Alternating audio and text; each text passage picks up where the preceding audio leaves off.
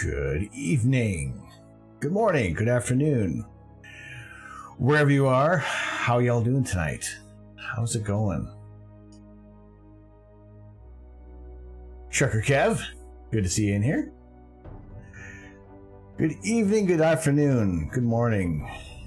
How's it going? We are trying a few different things out on here, just testing out some new audio, some new settings. Still happy dancing over here in the colonies. Good to hear that things are going well in the States. A dawning of a new era. Hopefully everything kind of works out well there. Inquisitive Minds, good evening. How are you? Welcome in. Good to see you guys in here. Been playing with a lot of the settings in here, so if things sound weird, let me know.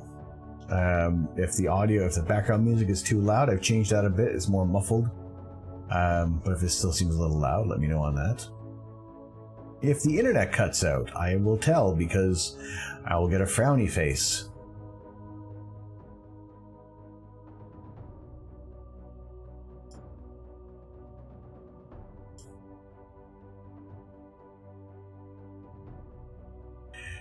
Oh, internet. Hopefully that doesn't do it that much tonight. I'm really hoping that gets all sorted out. But hey, thank you guys for joining in here. Appreciate it very much. I am Tom. I am the Astro Canuck. And usually we are bringing you live images of the night sky.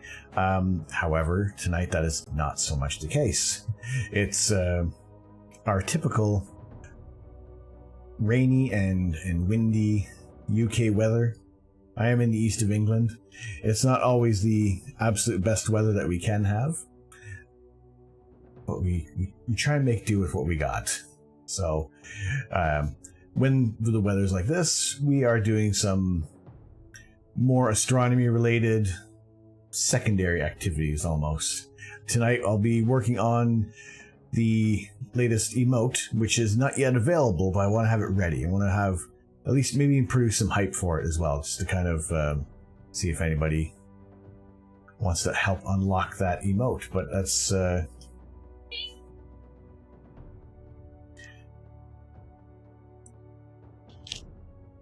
not the sole purpose of this channel. The whole purpose of this channel is for me to bring you guys interesting information about space. Just bring the cosmos a little closer to your screens. That's what I want to be able to do on here. And so tonight, yeah, it's going to be a little bit of just a little bit of general chat about astronomy, astrophotography, whatever kind of questions you guys have. If you're kind of new to the hobby, always here to help offer up any kind of insight, any information, maybe helpful hints, maybe just to guide you on the right path there. It may not be the right answer, but at least if I can steer you on the right path to what your goals are going to be, then I'm happy to help out with that there. We do have some older pictures of some of our other objects that we've shot in the past, and that down there is our best image ever of the Orion Nebula. We'll pop that up in a second there. But it was one of those moments where it was a unexpected view to come out of that area of the night sky, just because the way how my back garden is shaped and what kind of obstacles I have in there. I don't always get the best views of the night sky, but what I do have, I take advantage of it as much as possible, because there's always some great things to see out. If I'm looking out towards the east, I get the best of galaxy season and the best of Milky Way season, almost the best of the Milky Way season. There's some areas to the south that I would like to get my hands on, but trees, neighbors' houses, all those kind of immovable objects that are in the way for me, but we always try to make the best of it as much as we can. And those who are familiar with the channel, if you notice, I'm going to stop talking for just a second here. If you notice anything,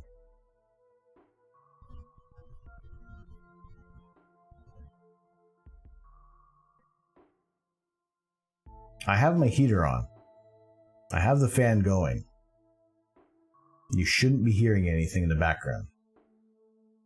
I've done what I can to try to eliminate that as much as possible. Hopefully I don't sound too hollow as well.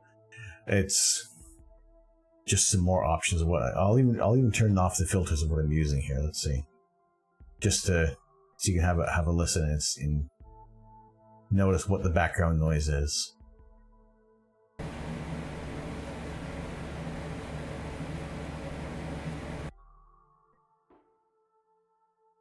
There, it's off. I'll turn it back on again. And now it's back on again.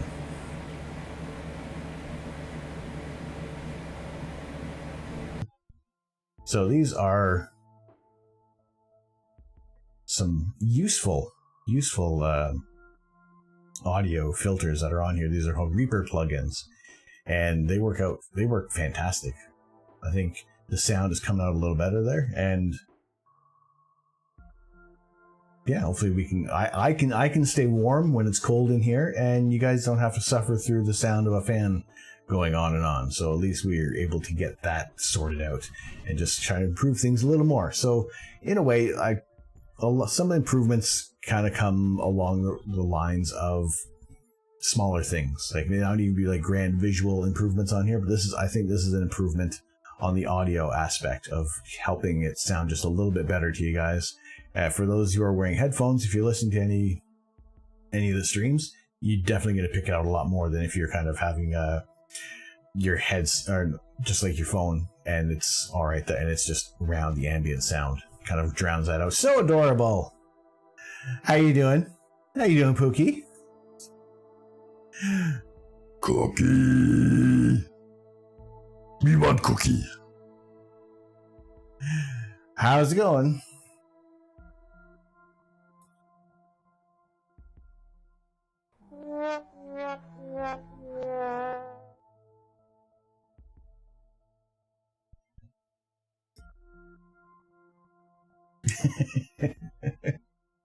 So you've discovered an Easter egg.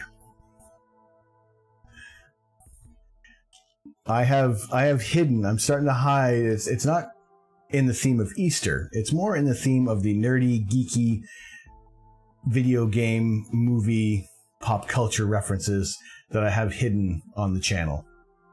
They work on any scene, and whether or not you discover them is up to you. I'm really, there's no real hints that are coming up. It's maybe just playing with some chat commands. All these Easter eggs right now, everything is free. There's no bit reward, things like that.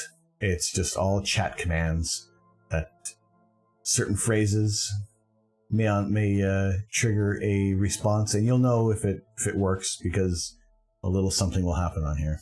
We also do have channel point rewards. I'm working on adding more of those in there. So I think, in a way, the content of the page of the channel has grown. You guys are able to use also more of your channel points, your photons that have been collecting there down in the lower left corner of your chats there. So little things like that. Always wanting to add fun little nerdy elements to the channel. So I think, how many do I have right now? How many Easter eggs are hidden? I have 4. There are 4 right now. 1 has been discovered, although that's not an Easter egg, so it says so right on the package.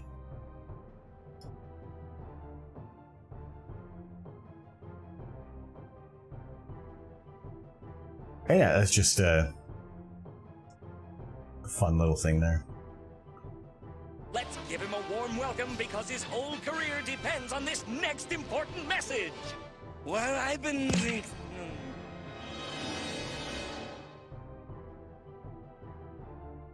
Mic check, check 1 2. It works.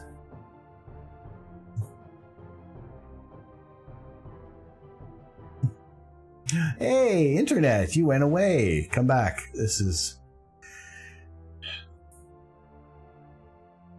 Hello, internet.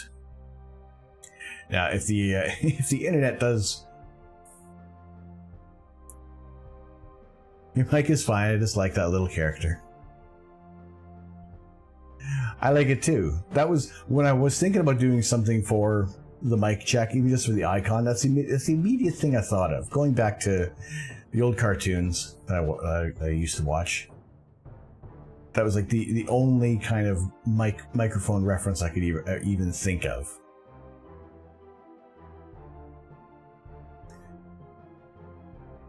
So yes, it's I think it's cute. It's funny. It's again another little callback, a little nerdy, geeky reference.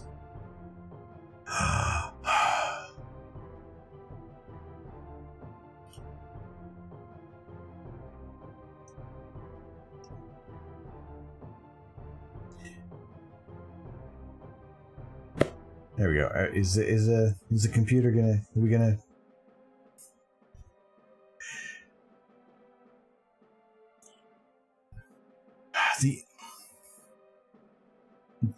Everything else works fine for the connections. I have other computers that I've tested this against with my internet connection dropping out. It is this whole system, this whole computer. So I'm doing what I can to work on improving that aspect of things, but that's hopefully we can get this sorted out at some point. But other than that, for when the internet does kind of pause for a second there, stick around. I'm not leaving you guys. It hasn't cut out permanently at all before, so it's just a minor hiccup. But yeah, tonight it's more of almost a bit of a test kind of tonight for just how the audio is working and how everything sounds on here, because I've switched things up a bit, and hopefully you guys hear everything that comes through. If not, let me know. Tomorrow night is supposed to be a fairly clear night, starting at about possibly like 11 o'clock. So I think I'm going to switch up my schedule, and hopefully we're going to be able to have like a couple hours at least of some live astrophotography tomorrow night. And that will also kind of be followed by... Now I think I'm going to I'll try to do at least 2-3 hours of astrophotography tomorrow night, but I'm going to we're going to pick a target and we're going to let it run so that we're able to have another image to work on for Saturday, for Saturday's rainy day astronomy, just in case the weather doesn't hold up. For right now, it's actually looking pretty good for Saturday, so that's, that's promising. It's not often that the forecast is 100% correct when we check it out there, but at least we're able to have a rough plan for what we want to do for imaging sessions there. And really, for the most part, Saturday nights are our rainy day astronomy sessions anyway, so it's kind of like rain, not rain or shine, rain or moonshine. No moonshine here. You know what I mean. Clear skies or not, Saturdays is the night for these sessions there, and I think it's also a decent time because more people are generally off work on the weekends, and it's just a nice time to kind of hang out, look at the stars when you can, and if you can't, I'm always happy to share the night sky with you guys as often as possible. So let me have a check at what our weather looks like for the week ahead.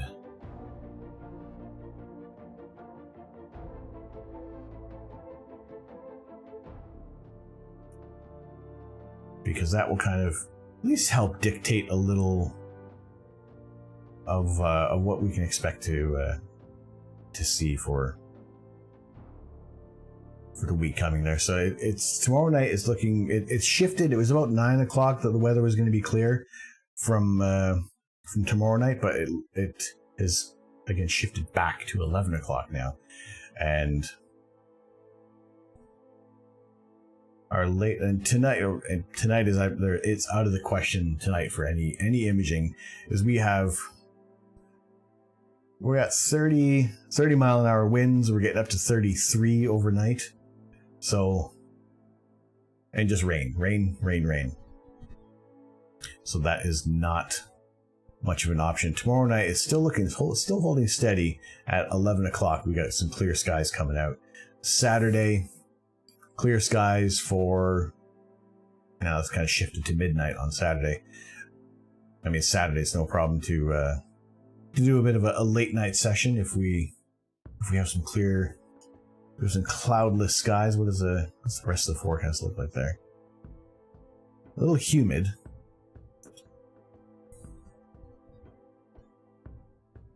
Sorry, I don't even have it on that screen there.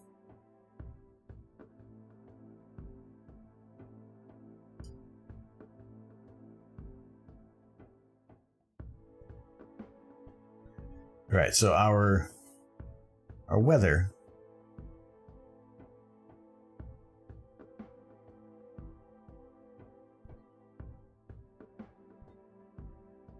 There you go. So yeah, Saturday is looking to be kind of clear in the evening. Same with Thursday. So again, I wasn't really advertising a lot of it tonight because this was, like I said, a bit of a warm up for a bit of a new setup. And we'll kind of, hopefully we have everything working. Everything's going to sound great. And we will, we'll do some imaging tomorrow night, hopefully, because it'll be good to kind of dust the equipment off, as it were. And it's just been way too cloudy here. There's absolutely nothing we can do about it, which is really annoying because, all that, the equipment is sitting, collecting dust, as it were. And it's not being put to purpose. And it makes the equipment sad. If you guys have clear skies, let me know, but don't let me know if you have clear skies.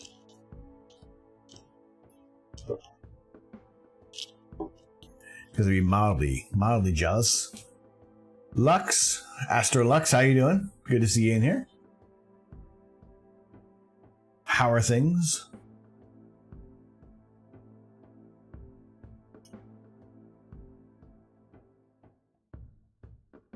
Enjoyed seeing you in Putsy's stream. That was cool to see more people around, more familiar names on other channels, which is always good. Checking out friends of the channel as well. So happy to see that there. Now I'm going to turn my fan right off because I'm warm enough as it is.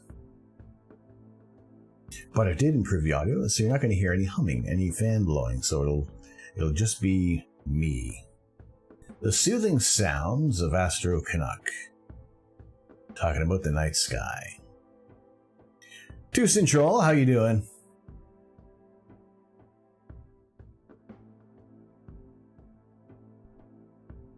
Good, I'm good. Overall pretty good. We do have rain and clouds. It's not the worst. Well, I mean, technically speaking, it's the worst kind of weather that we would want to have for astrophotography. This is astronomy on hard mode.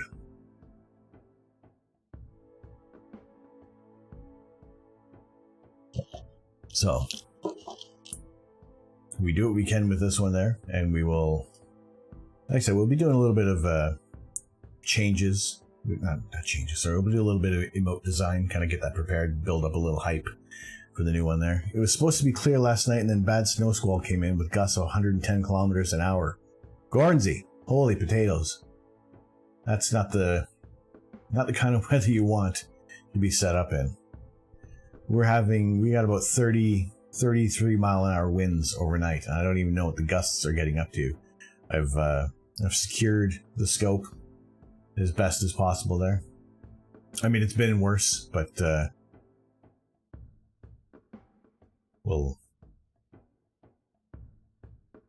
confident everything's going to stay put, stay where it is. See some green and you're clear outside? There's a tiny bit of green.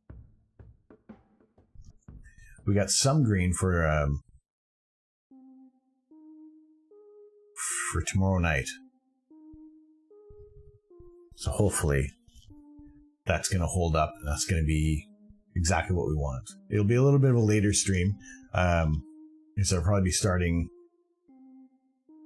pretty much close to maybe 11 o'clock Greenwich Mean Time.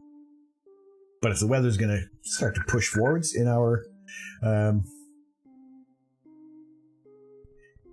favor, and we'll do that. Jay Dishin, welcome into the observatory. Thank you very much. Thank you very much for the follow. Appreciate that. How are you doing tonight? Barely saved your telescope. Well, at least you got it. You got it secured. Got it in. Got it out of the elements there.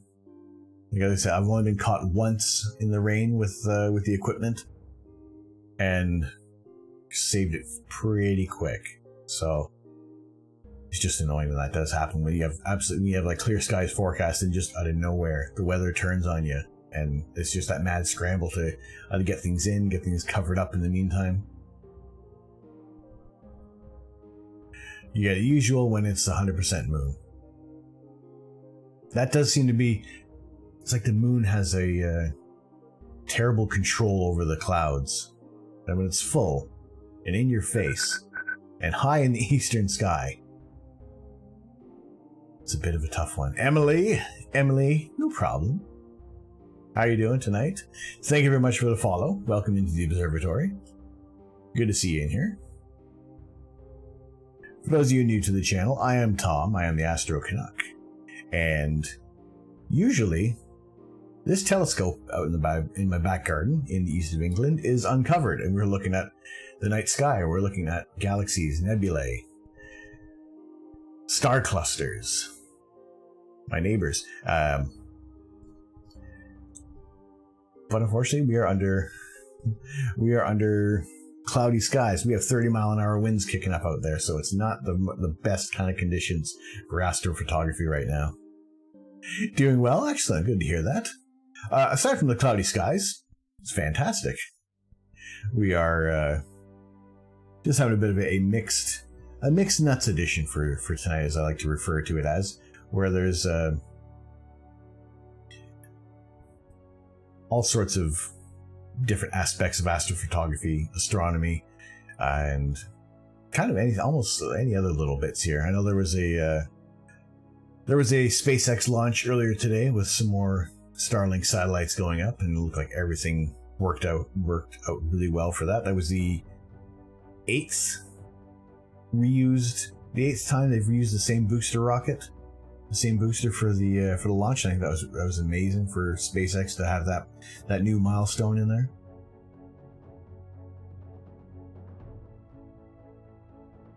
So normally when we are taking images of the night sky, we have a wide variety of targets available.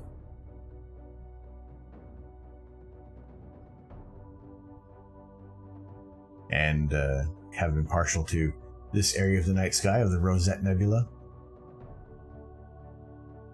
Always enjoy looking at that target there for sure, because it's a large nebulous patch, and there's so many areas that are really nice to focus in on, and there's other areas it's just amazing to look at the different the gas clouds, the Bach globules in there.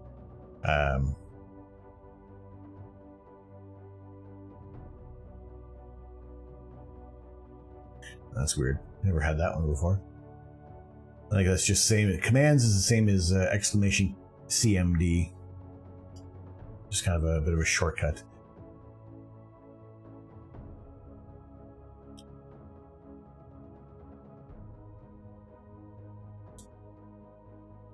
You love astronomy? Me too. You're a physics major, but you like astronomy the most. Then physics, then chemistry.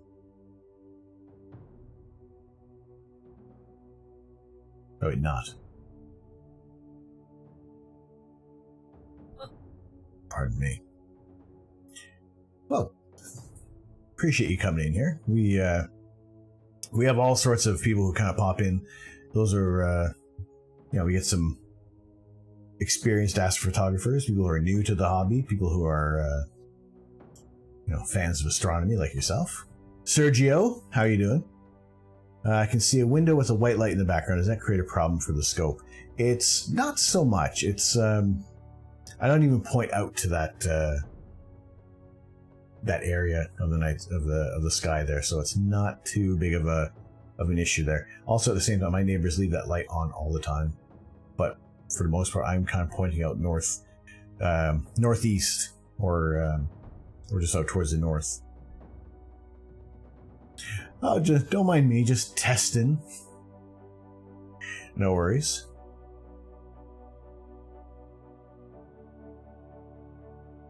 Although the more testing you guys do if you try and find any Easter eggs on here, the more ideas it does give me. I do have more ideas that will come along in the future there.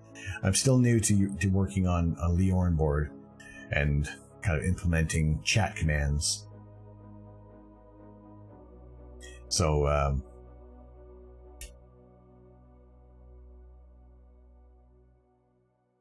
you know, we'll see what arises from there. I was hoping to have a new channel point reward tonight. However, like at the last minute, everything went just sideways with the video, and so that was hinging on a few other effects that I was going to have just for fun. So hopefully we'll have that in time for, if not tomorrow's stream, maybe Saturday. We'll see how things move along there.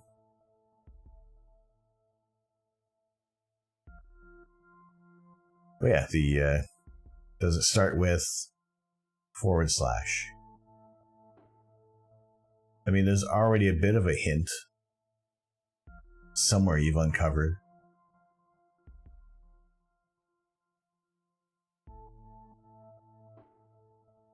Somewhere there's already a hint kind of lurking around there. You may have to look back at your messages.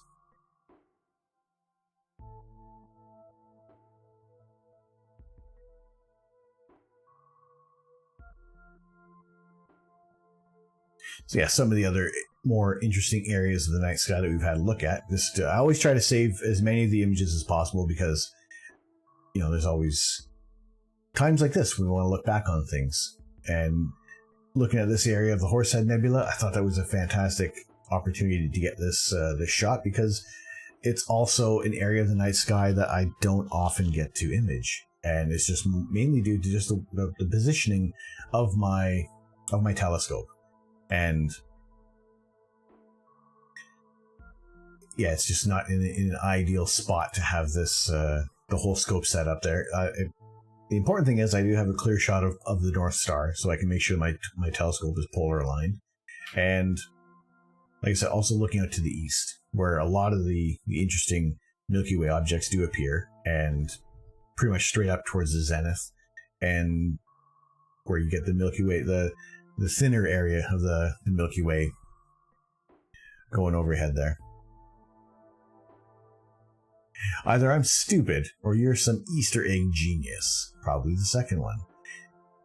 Let's go towards the second one. Like I don't even know if there's really any real clues I've given.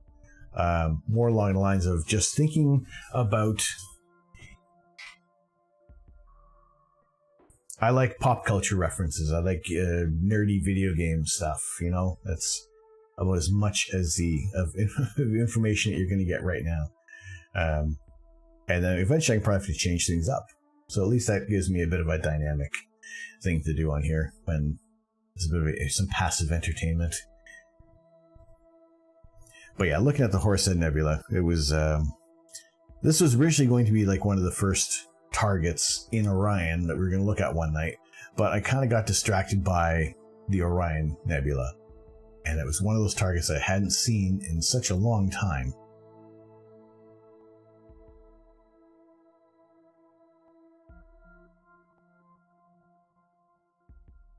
And that was that there. I shall uncover all your secrets eventually. Nerdy video games things. Nice. Yes. It's, yeah, I mean, I always enjoy finding different things in video games, so why not add a little more, something beyond the channel points on here. It's free fun on the channel, and unless I come up with something really, really labor intensive and really, really cool, would I make it a bit reward. But other than that, it's all just finding out a phrase, finding out maybe a word on here will unlock something interesting.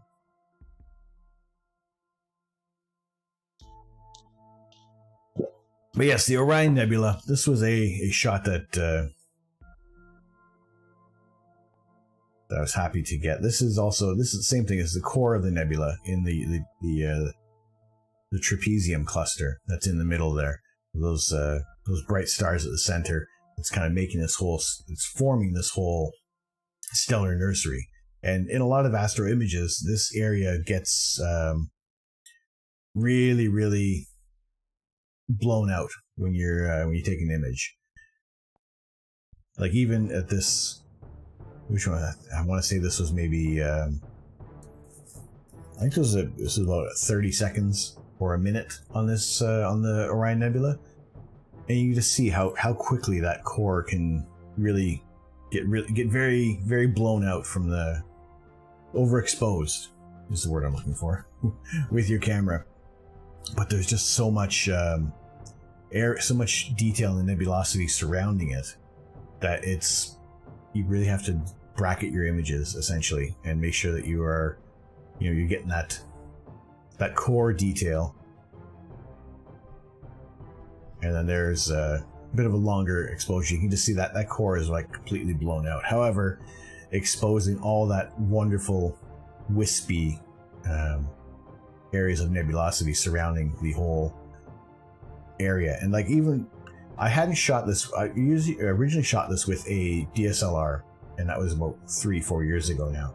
And it wasn't until now with a new telescope and an Astronomy dedicated camera and a narrowband filter that we were able to get this kind of shot. And I was, it's already looking better than that shot that I made with my DSLR. So I was really happy with how that turned out. Just the detail out of a one-shot color camera. I know for the sake of detail, a monochrome camera is going to give you much sharper images. However, you do have to build it up over your red, green, and blue channels, or at least 3 different color channels to get those colors coming out there. But at least with a one-shot color camera, it gets the job done as quickly as possible, and then you guys can see something cool as well, which we don't often see this.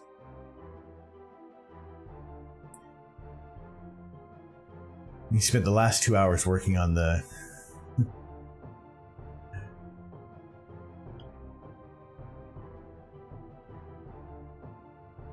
working towards finding the Easter egg. I love the Orion Nebula. It's an incredibly beautiful area of the night sky. It was like the first target I really, really did a good imaging session on there, and it's inspired me to do a lot more with in terms of astrophotography. And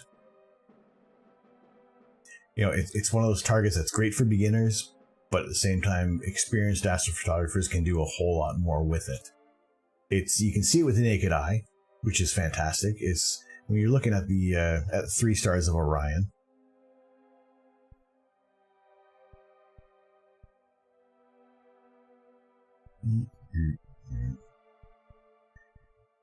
You can see the 3 stars, but there is just the of Alnitak, Alnilam, Mintaka, and you see that little fuzzy, faint, little bright area, this little bright patch, and that's the Orion Nebula. It's about 1,200 light years away from our planet, and it is incredibly bright. So it's one of those targets that's very rewarding, almost like an instant reward for astrophotographers. And it's a great target just to, even if you're looking at it with binoculars or a high-powered telescope, you can see some gray, faint fuzziness around that area. So even at a little longer focal length, you can see more. There's more to it. And with our camera that we shot the other night, we had a 3-second. There's a 5-second exposure that happens when you pick a target, and even that was enough to cause me to drop another expletive on chat there. This one was a little grainy, but it was enough to elicit quite the response from me earlier on. I'm slightly blind. I have to put on my glasses when looking at stars to see them clearly. I do want to own my own telescope one day. Hang on.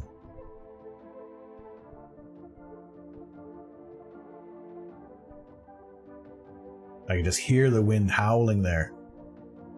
You're done, Lux. You giving up already? All right, I'm gonna lurk for a bit. Don't feel too great. Long day. Have a good stream. Two Control, no worries. Thank you for the lurk. Have a rest. Recover. Recoup. Because that's without your health, what do you have? Take it easy. When yeah, we'll catch you later or on the next stream. Well, thank you very much.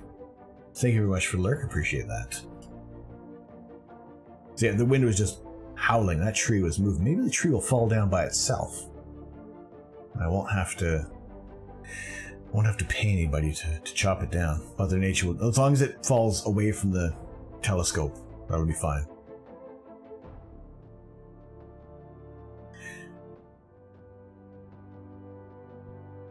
So yeah, in terms of needing glasses for the scope, I mean, same.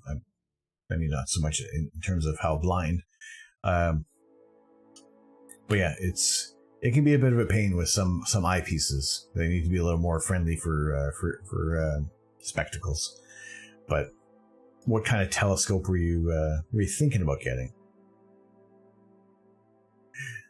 Of course, I'm not giving up, but I'm done for the next 2 minutes. It's very specific. It's a bit of a cool down. You've done too many reps. You gotta let the brain relax for a minute.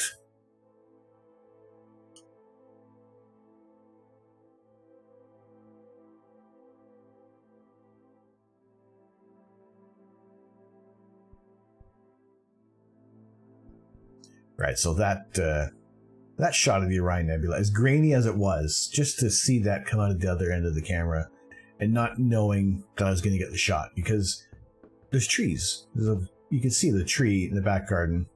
Really, I have a very small window. We probably had about maybe 10 minutes with this target before it was behind the trees. We couldn't guide anymore, and it was just affecting the overall shot. But it was just...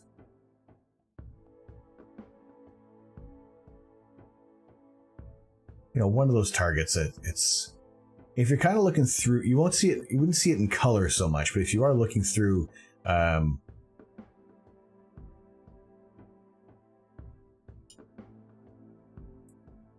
if you are looking through binoculars, or even like a high-powered telescope,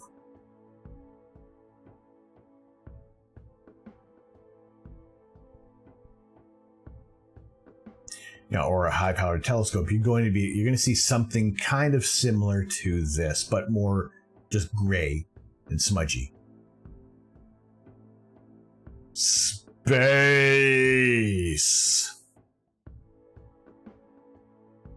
Ziada, how are you doing? Welcome into the observatory. Glad to have you in here.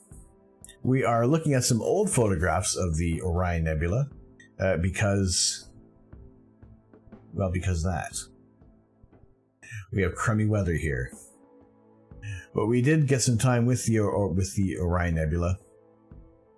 And, always happy to shout out the wonders of space. Just lurking, listening while I work, not a problem. Appreciate the lurk. I do a lot of working and lurking on some other streams. It's just nice to have something on in the background there, So hopefully I can be your soothing soundtrack while you work. Well, we talk more about space and how much I don't like trees in my back garden.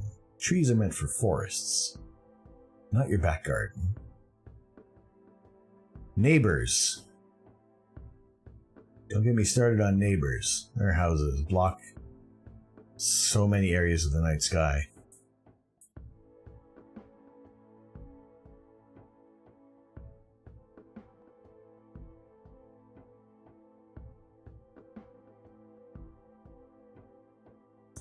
However, that night the guiding was so good.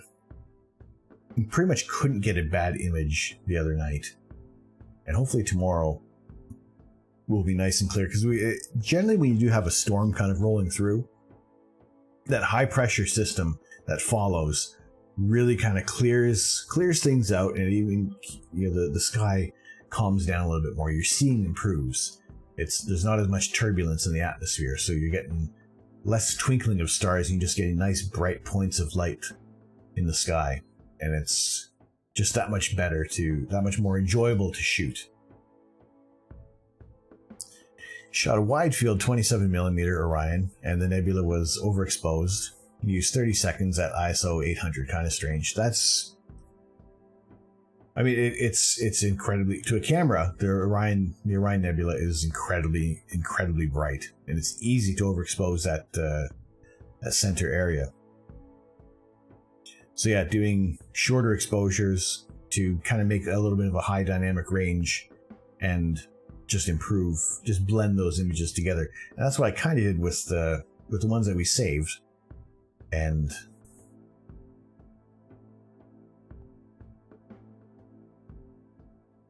I was just kind of zooming in on that section there. I think there was that exposure, and this was just, I think this was just a single exposure, but I was playing with the histogram there, and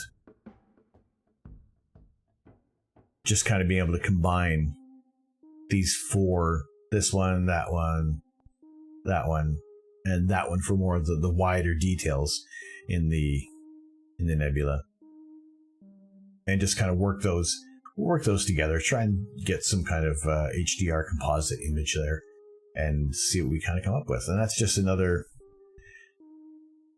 Actually, I can probably, if I have the FITS file, I do have the FITS files.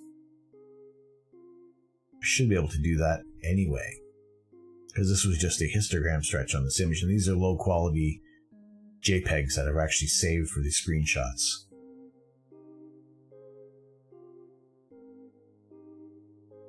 Light pollution was mad at my sensor at 30 seconds.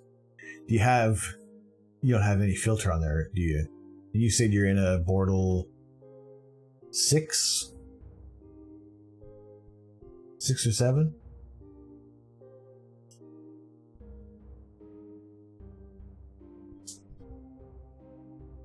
So I could usually, I'm in a 5.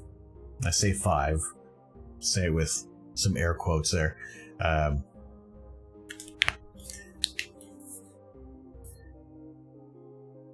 I believe it's got to be a 6, just from all the changes that have gone on in the town. It just doesn't seem that it's that bright.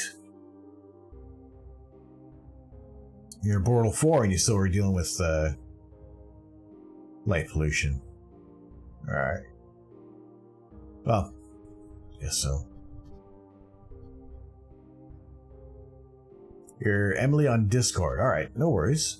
Thank you for joining the channel. Appreciate that. I'll be posting up some more images.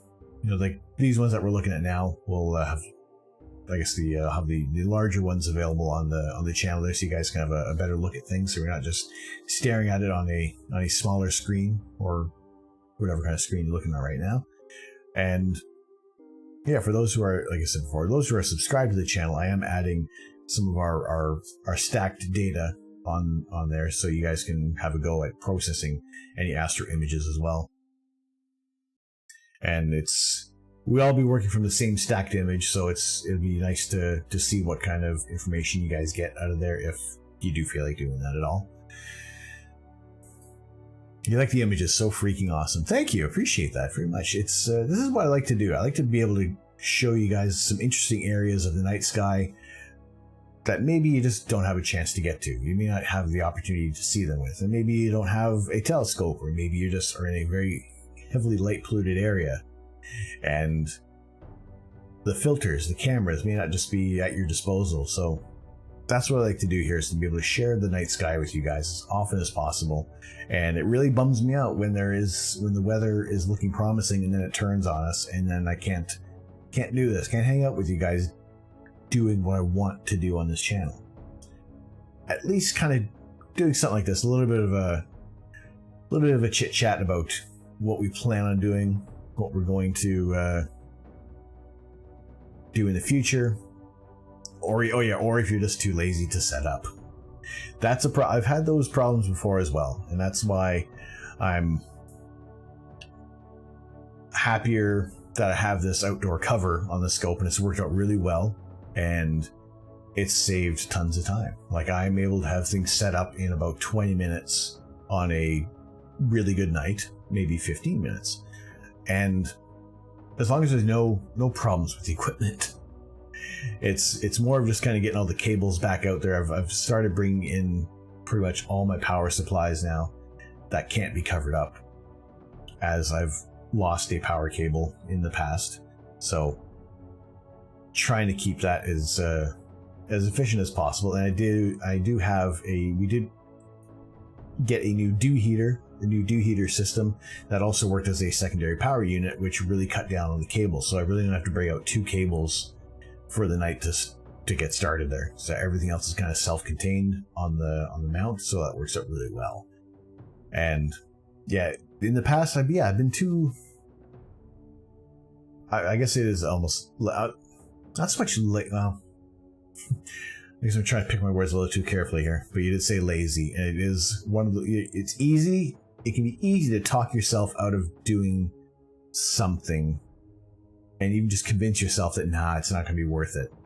And there have been times when I looked outside and the clouds were kind of sparse, and it's like, if I get set up, what if the forecast is wrong and clouds roll in, and then all that time, because before I would set up from nothing. I would bring everything in, and wouldn't have the scope. There was no cover for the scope, so I'd get everything, bring it in, and that's about combined. There's maybe an hour and a half of setting up and tearing down, and at least in that it's heavy equipment out there. That whole rig weighs about 30. It's probably easily about maybe 60 kilos worth of equipment that's on there. So, lugging that in and out of the house, as short of a trip it is from where I have it stored, but, it was easy to say, oh, well, if I'm only going to get maybe an hour of imaging time there, why am I going to do that?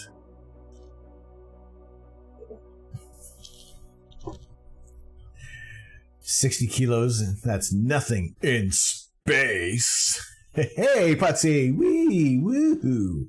How you doing, man? Good to see you in here.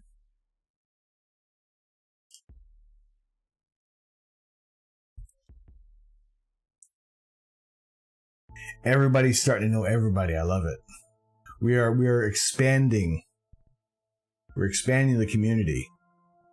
Are you streaming? No. I'm not. Nah. G4, how you doing? Caffeine Daydream. Good to see you in here. I'm just talking to the cat. I'm talking to the camera. That's all it is. Just me and the camera. Good to see you guys in here. I wouldn't miss it. No worries. I appreciate you guys coming in, hanging out. I need to drop some shout outs because you guys are great. Starting off with Caffeine Daydream. Listening to their voice. Now, I don't know if this one's going to work. Nope. Gotta type out your name. Type out your name. No such thing as too much coffee. No, there isn't.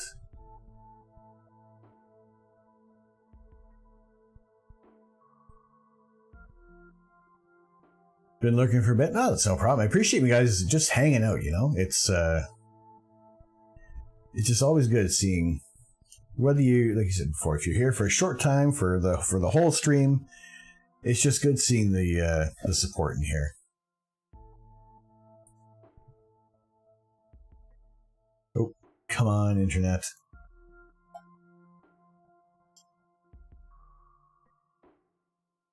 There we go.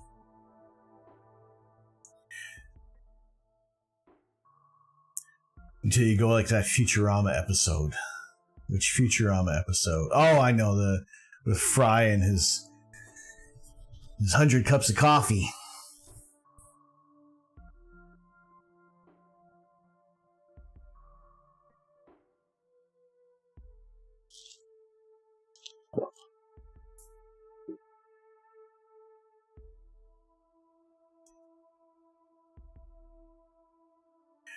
No worries for the shutout. Not a problem. If G4 would show up properly, I would have to type out his whole name. But also, if you guys aren't following iPutsy, give him a follow as well. The has been dubbed the discount nutty. However, I think it's more than, it's not just a discount.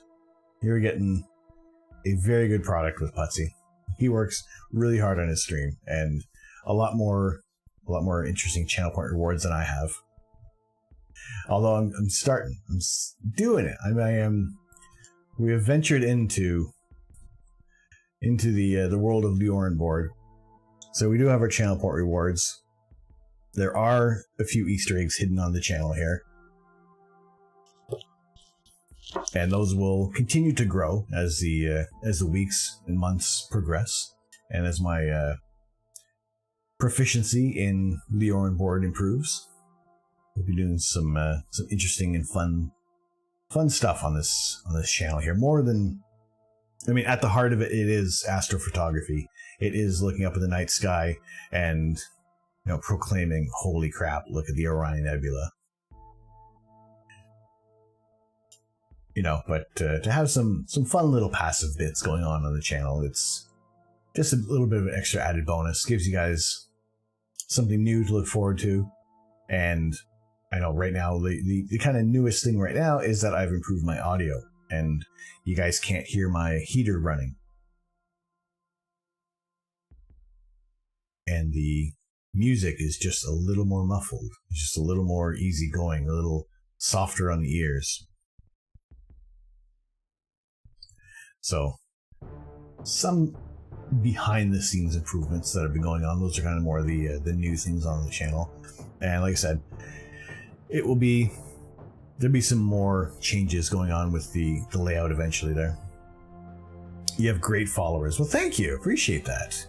I think we have a wonderful community that's kind of been building up here over the past few months. We've been streaming, and I like to hope that it is also just those who have just a natural love of astronomy, and even if you have some people on the fringe that are maybe slightly interested and have some questions, that there's enough people that are in here that are going to be able to answer those questions. And if I can't answer them myself, it gives me something more to work towards for the future, something else to keep in mind there. Capone Gaming, thank you very much for the lurk. How are you doing tonight? Good to see you in here, man.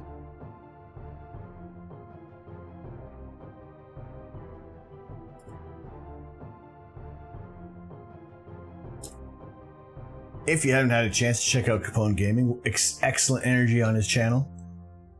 Wonderful community as well. Again, another wonderful voice to listen to, much like Caffeine Daydream. I love the scientific education community. Thank you. Twitch is a really, really good place for science and technology, for all aspects of that end of STEM. And I think that it can be tough that there isn't always that the discoverability. And there have been a few channels I've kind of stumbled across by chance, and they're fantastic. And it's a bit of a crime that they're not that easily discoverable. I found people who look at spiders, who identify spiders online, and people who talk about volcanoes and other geology aspects. Other people who go from I look at the wider field of things, and there are other people who look at the micro end of of life, you know. So it's all sorts of levels of science that everybody is streaming on here, and it's just not that easy to find it. So, you know, if there are other streamers that you guys like, you know, share them on the Discord as well. I'll probably put up a new channel as well for just sharing your favorite streams, you know. And I'll maybe separate it from general to science and technology. But yeah, if you guys have anybody who you think is really interesting, I always like to check them out, because, you know, why not expand the community as well and just discover some new friends that you don't know you had on Twitch. I think it's this whole year, this past trip around the sun has been a really, really tough one for everybody. Hey, Tropical Tom. Good to have you in here. Welcome into the observatory. So many talented and brilliant scientists on Twitch. I have two friends in education, Psycho and Graham. If they have, if there's any links to them, drop them in the Discord as well. We'll probably leave them in the general section for now, but we'll can migrate things over. Love science education. Hopefully someday I can do science videos too. It would be a great addition to everything, to a great contribution to what we do over here. So yeah, it'd be wonderful. Stecknitz Astro, greetings from the Stecknitz astronomers from northern Germany. Welcome in. Good to see you in here tonight. I can't even send you my zipped raw in Discord. It's too powerful at 34 megabytes.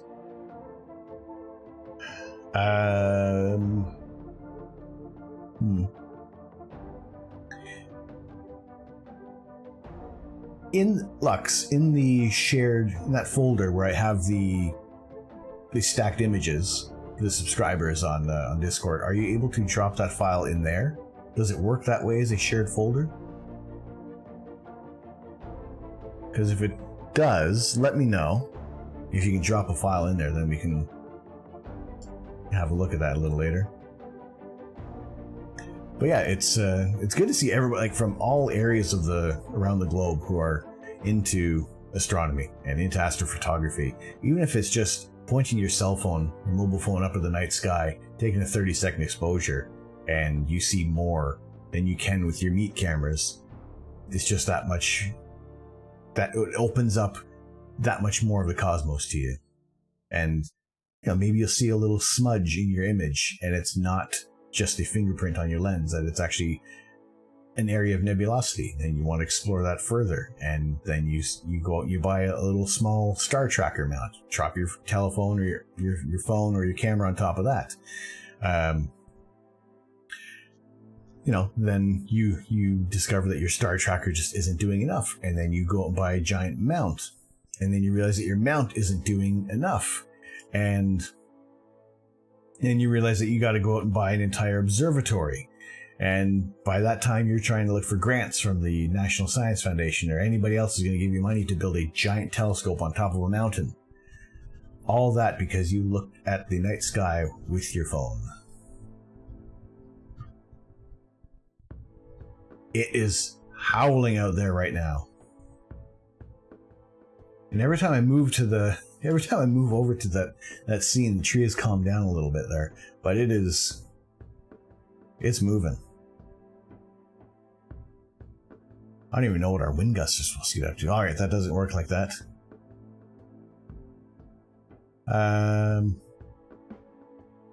Then I would say, if you're looking to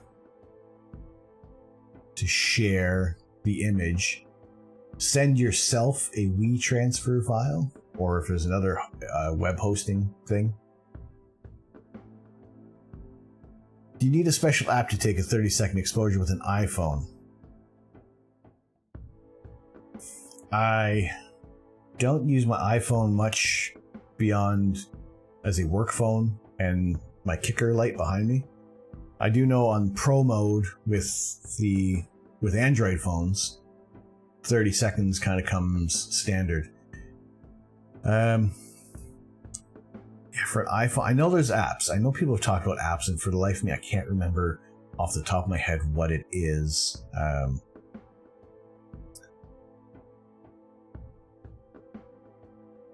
I know they do exist, but what that one is, off the, I think the iPhone sensor will die. Within a foot. Hello. How are you doing tonight?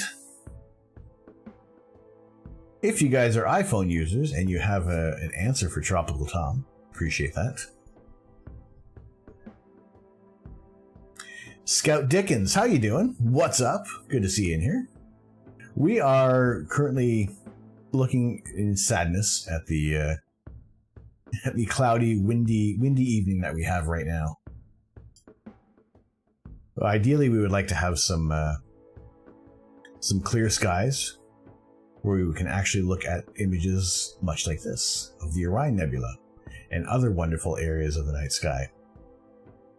See, we have a few more people than usual. It's, yeah, I think that's cool that some new potential friends of the observatory are kind of cropping up there. It's good to see you guys.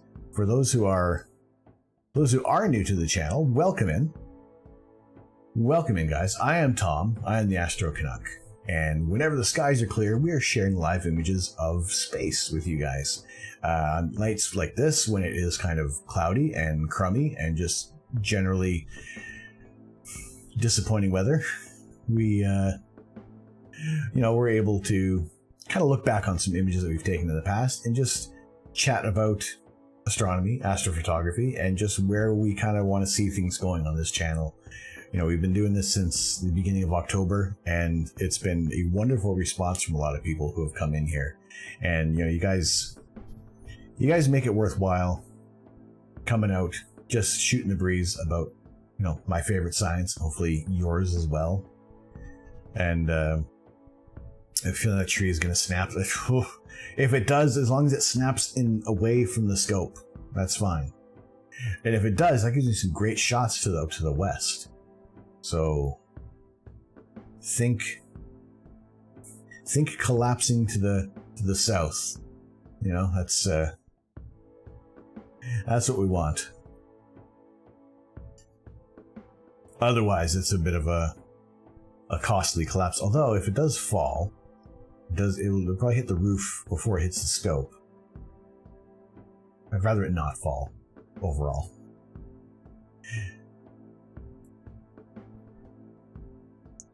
Oh my gosh. It would definitely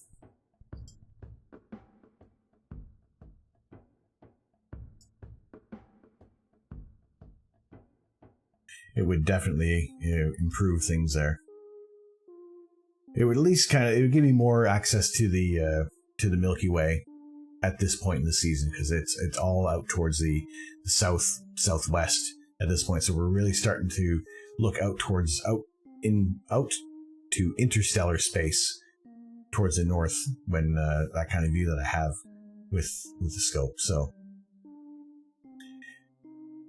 which is great for galaxy season, because the telescope that we do have set up is at 1,000 millimeters in focal length. So at least, you know, there's more galaxies that we can look at. There have been a few galaxies that we've kind of picked up throughout the past few imaging sessions that we haven't imaged before, and turned out pretty well showed up fairly well in the sensor. So it was kind of interesting to see what we're going to be able to have a look at.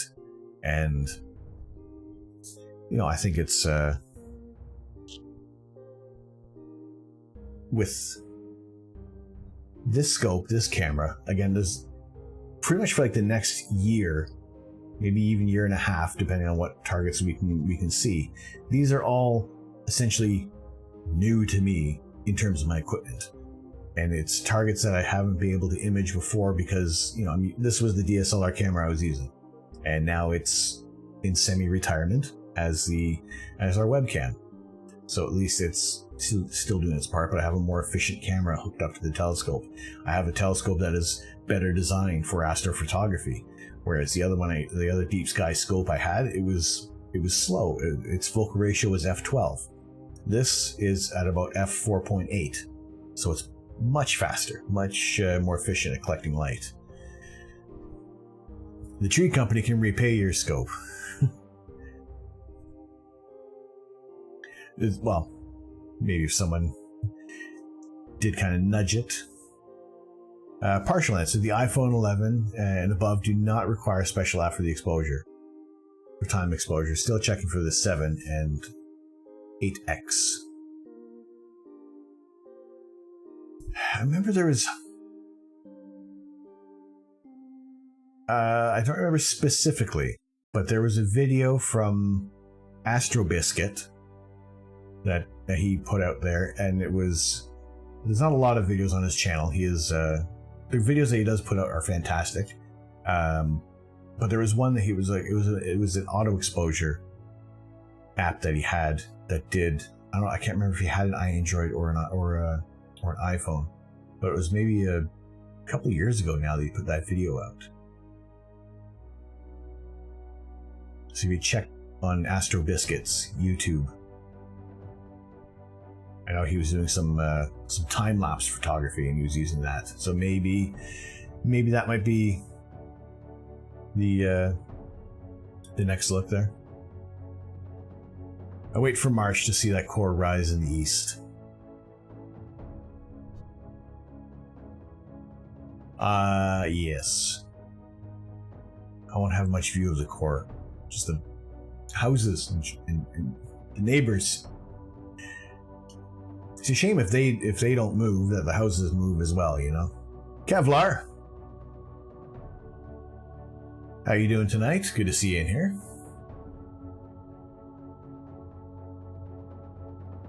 Hopefully that link will help out Tropical Tom.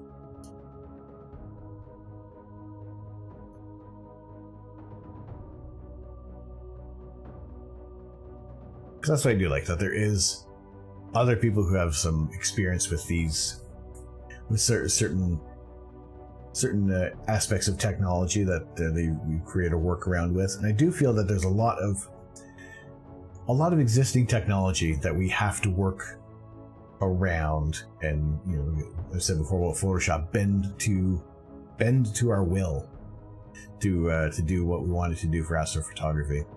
And it's not until we start getting more images or more imaging programs like Astro Pixel Processor or PixInsight that are designed to handle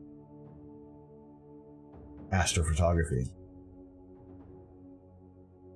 Whoa.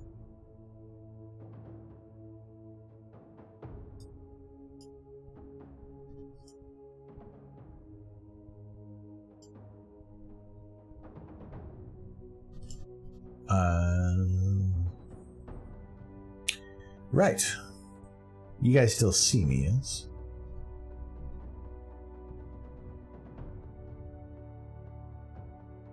It just seems my, let's just go.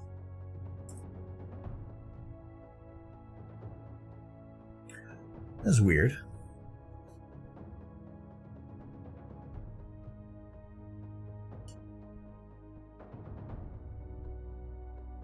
That was strange. Sorry, my my little control bot account just said access denied on there, freaking me out for a second, thinking, what happened? What did it do?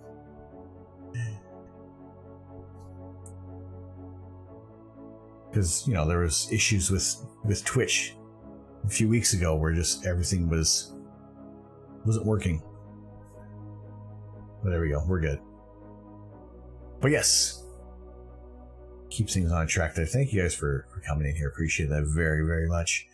We are reminiscing about the night sky. Thinking back to a time when there weren't any clouds in the sky. And it just feels like it's so long ago. Tomorrow night is looking to be a little more promising. And tonight was kind of one of those streams where I just wanted to make sure that everything was doing what I wanted it to. And, you know, so far, things have been working out pretty well. It sounds like if the music is sounding good to you guys and the alerts are nice and clear, then I'm pretty happy with how things are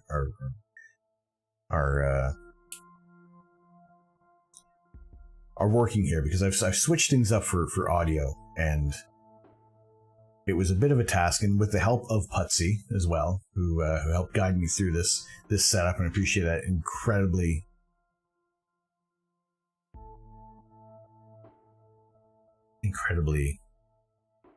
I appreciate that incredibly. You know, it's just that first step in implementing a new workflow on here, a new bit of tools. Look at that tree. Look at that tree going. Look at it going. Putsy the genius. Yeah, you know, he's able to quickly troubleshoot a lot of things, and you know, for the most part, I think back to a time when I was much more into the audio side of things. I was doing production for a couple other companies, but that was like 10, 15 years ago now. And it's just, if you don't, you know, you can start to lose. There is such a thing as lost knowledge, and not just for the fact of forgetting things. It's just that, you know, if you don't constantly have that in your day-to-day aspect of life, then yeah, you can always have to keep going back and refreshing, and it's not that kind of information that comes up cold. Whereas it's like me with doing PixInsight. I think PixInsight is a fantastic program for astrophotography and processing, but also it is very complicated in a way that's not as intuitive as Photoshop can kind of be for like a new user almost. And like a lot of Photoshop's tools, it does what it says on the tin. If it's a crop tool, you're going to crop. If it's going to, you know, change your blending modes. If it's going to, you know, denoise your image or add grain or something like that, it says what it's going to do. With PixInsight, things are a little more technical on there, and you kind of got to build your own workflow. So I do feel like if I'm going back to PixInsight, I really have to take another couple a weekend or two to put in the time to really get familiar with that program again. Whereas Photoshop, I've been using it for quite a while now, so it's almost second nature to how I manipulate the program there. Which is why when we were doing our image processing, it's in a way it can go much quicker, but at the same time, I'm happily distracted by you guys in the chat there. So yeah, sometimes the imaging sessions can take a little longer than expected, but at the same time, it's not for wanting me fumbling around with the program. It's more of just a nice deviation from what's going on this screen and what's happening in chat. You know, at least it's I'm not getting frustrated with a program that I'm just not that familiar with, and I have to kind of like keep refocusing on that there. At least with Photoshop, I can go back and forth, and it's nice and quick.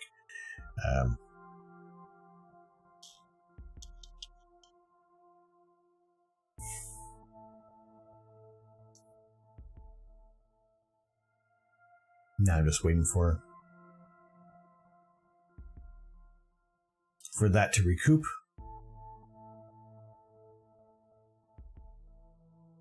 Oh, internet, how you vex me. Astrobeard,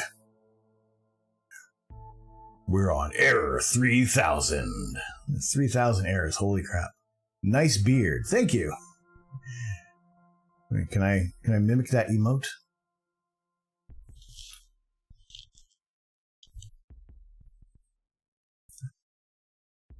Good to see you in here, Astrobeard. How you doing? A fellow beardsmith as well.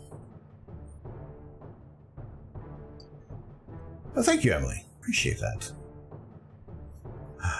Come on. Oh my gosh.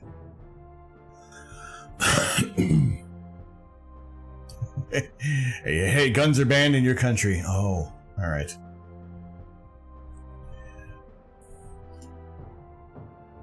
All right, I'll play nice. I'll keep them holstered.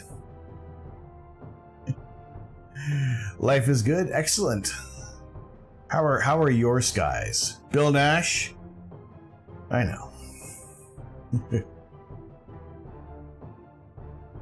Also, good afternoon. Good afternoon. Good to see you in here.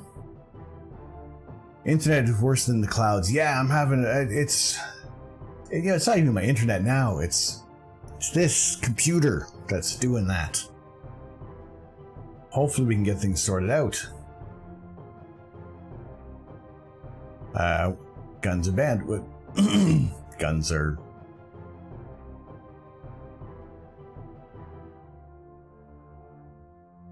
not that great in the UK.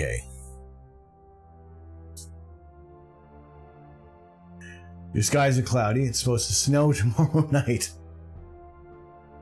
No. We had a little bit of snow in the mornings, but yeah, nothing. It's more just the rains and the rain and clouds and wind.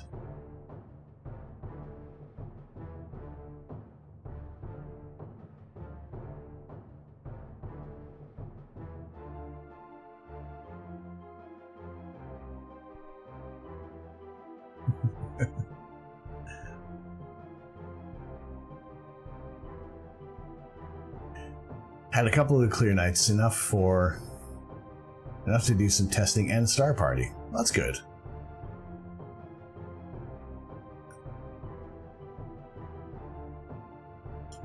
Good. I do look forward to the day when we can actually really get a good star party going. Internet. Oh my gosh. You know, it's not even the internet. It's the computer. It is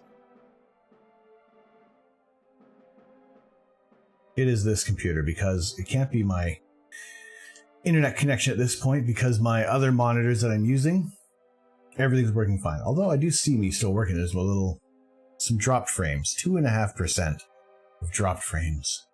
If only I can set my eye for a 1 minute exposure. If we could even do anything more than 5 seconds with our eyes, that'd be fantastic. If we could force them to expose for a couple of seconds, we'd be able to enjoy the night sky that much more. But as always, our eyes are incredibly inefficient. The worst. You have a better time looking at the night sky through a potato, you know.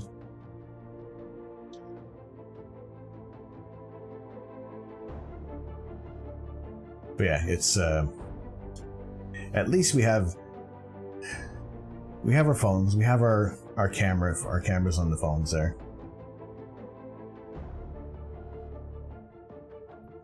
Hey Pico Nico, how you doing? Good to see you in here. I mean, potatoes are cool. Dust Kitten. Potatoes are alright. They're very versatile. You can boil them, mash them, stick them in a stew. It's not actually the eye, it's the brain that processes our vision too fast. Then we need to slow it. No. We need to improve our brains. Maybe widen our eyes a bit, like that much larger. Really get things going there.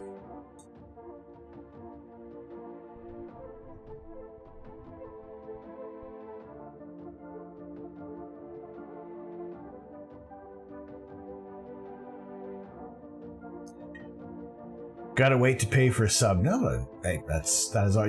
Just hanging out in here and just hanging out in chat. That is all right. It's good to see you in here. Good to have you in with us, Pico Nico. We need to squish our brains and put it in a dark room and let it develop. That's it. We need to retrain our eyes. If not for us, for future generations. Or sorry, retrain our brains to have better night vision. And then that way we'll be able to enjoy the night sky. We'll be able to see Andromeda a lot better, a lot easier. We won't have to wait for it to start approaching our galaxy. We can see it that much better with our own eyes. and of which the Andromeda Galaxy is also another target that we love to image on here. And I like going back to this image that we've taken before because it is just, well, it is just wonderful.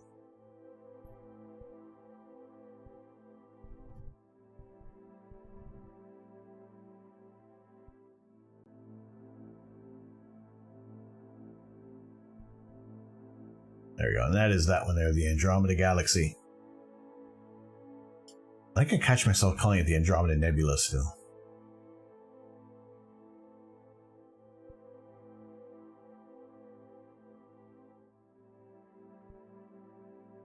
Or just get rid of the sun to adapt. So how would we retrain our eyes to see in the dark? I think that would just be over years of millennia of evolutionary processes.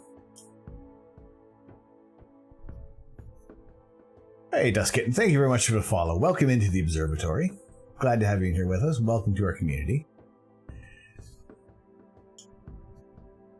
We are usually looking at live images of the night sky, but however, with the rain and clouds right now, we are handcuffed on that. So at least we have some old images to look at there. We have our nearest galactic neighbor, the Andromeda Galaxy, that we took a shot of. This is a 16-minute exposure that worked out really well, looking right into the core of this galaxy and seeing some interesting interesting structures with the dust lanes, and even some little bits of nebulosity down here, like these kind of red and pink patches. Mr. Richard, sup? How you doing?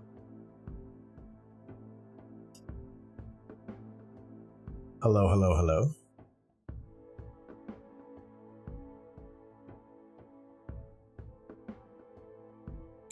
Maybe Elon will help us with that brain addition.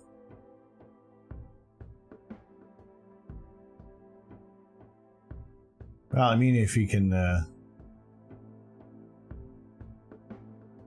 start landing boosters, reusing rockets, then maybe he can start using some of that money to improve our eyesight.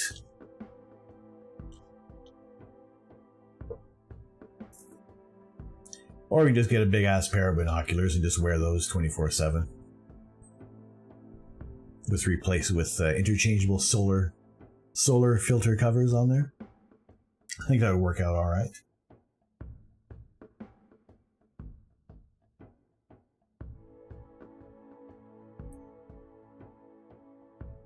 So yeah,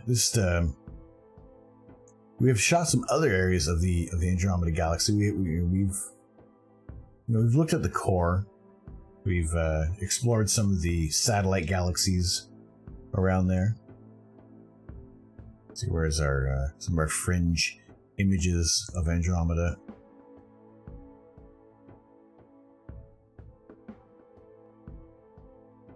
There we go, looking at one of its satellite galaxies. So just away from the core of the Andromeda Galaxy. There's the interesting bits again to me are these.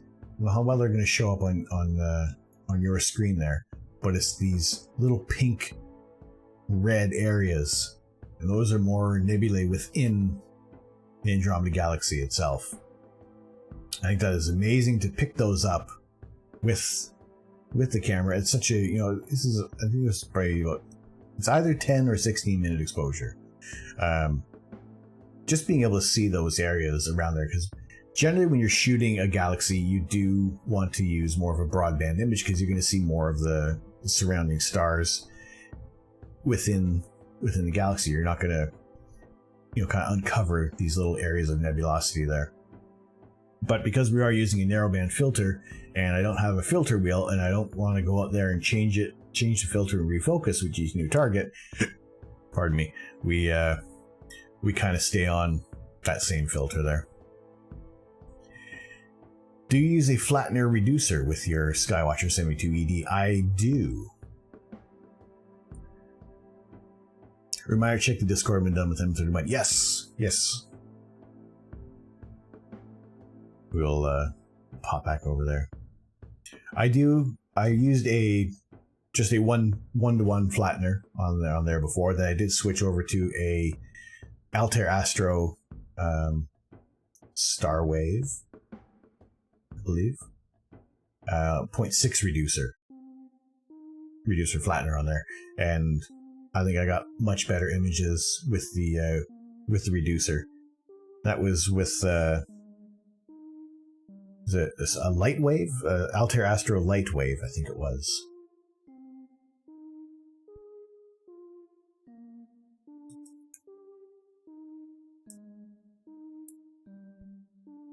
The one-to-one flattener was an OVL brand. It was just a kind of like a generic branded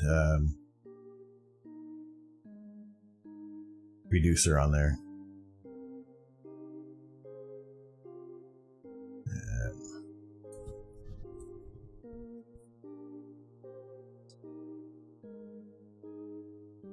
Sorry, no, it was a light wave, of which they don't have it listed on here anymore.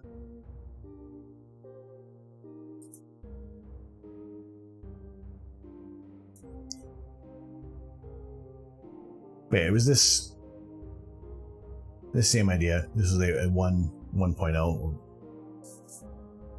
which worked out just fine. And there was also a 0.6 reducer that they had, which doesn't seem to be listed on the site at the moment.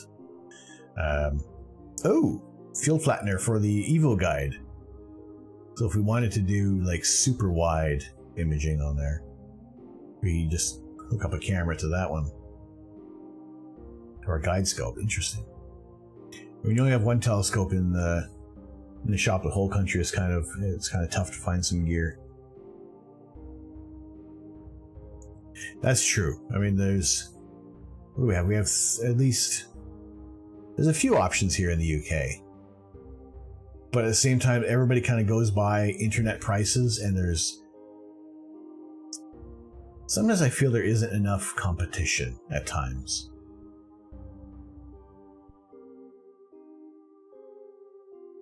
So I think that can be a little tough. So I'm not really into the scene. What is a flattener? With a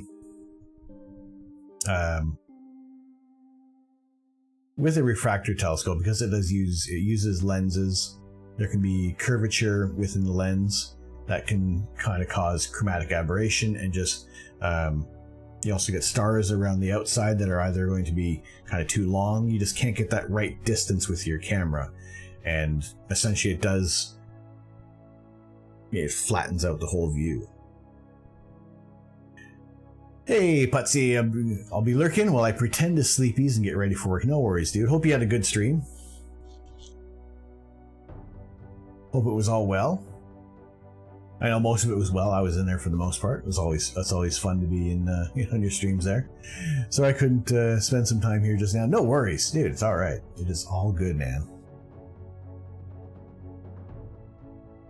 And then if you're using the more you know, no worries. That's a very quick explanation there for a reducer. Flattener. The reducer part comes with, it changes the focal length of your scope.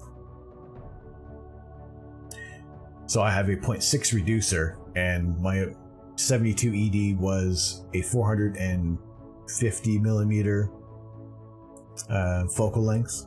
But when you put the reducer on there with a 0.6, it almost cuts it in half, so you get a much wider field of view. Same thing with the scope I'm using now. Its native focal length is 1600 millimeters, and with the 0.6 reducer that I have on there, it's about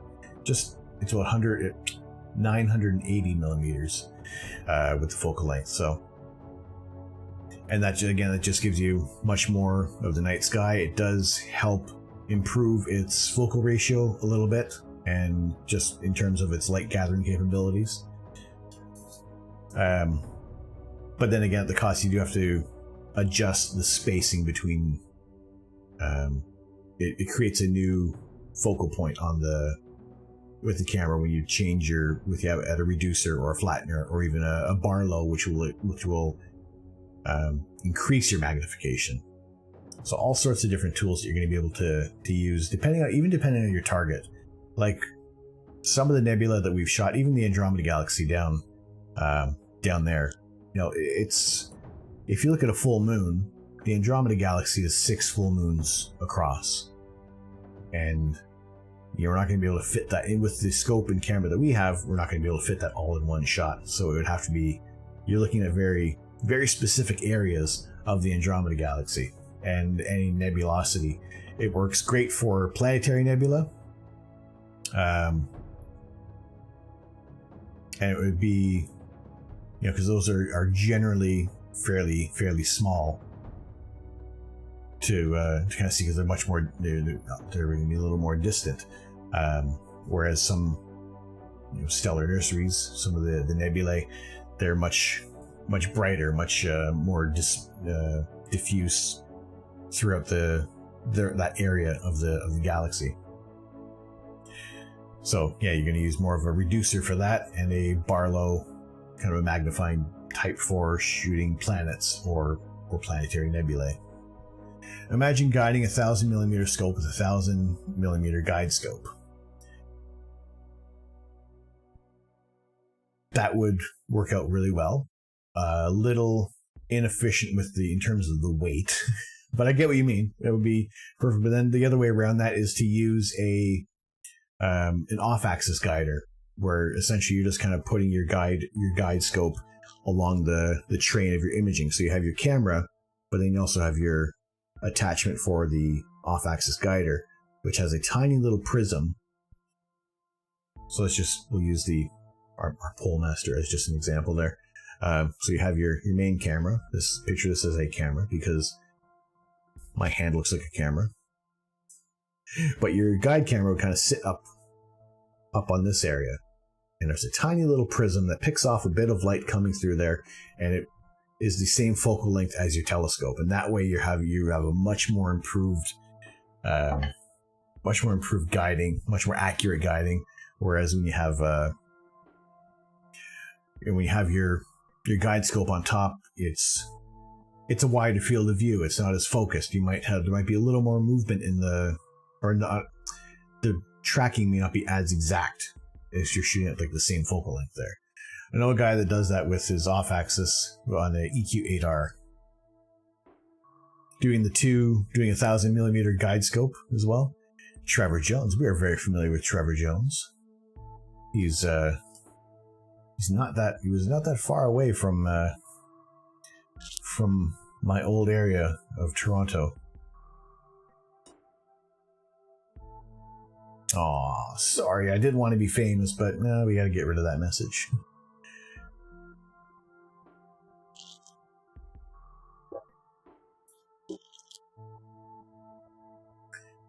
Kind of a small YouTuber. Yeah, I know, he's got a few followers.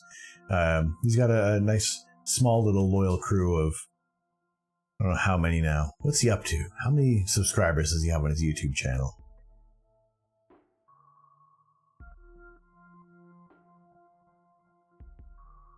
What's he at there?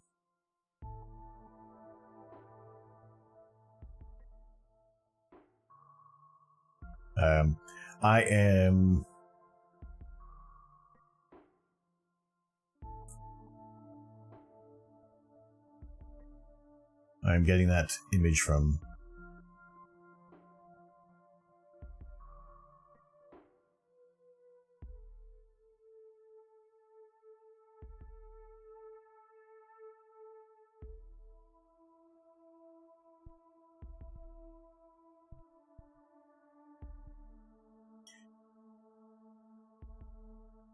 No. How you doing? How you doing tonight?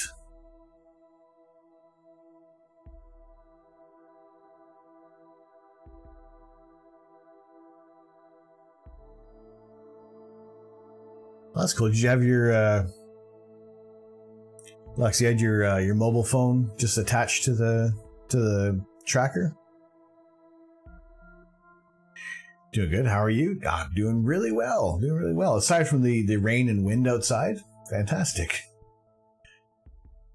So I'm curious, where does your interest go when it comes to things like SpaceX launches? Are those things that interest you, or mostly is it sky watching and photography? I do enjoy watching a launch, and I think SpaceX has really picked up. Depends on this next important message. Well, I've been.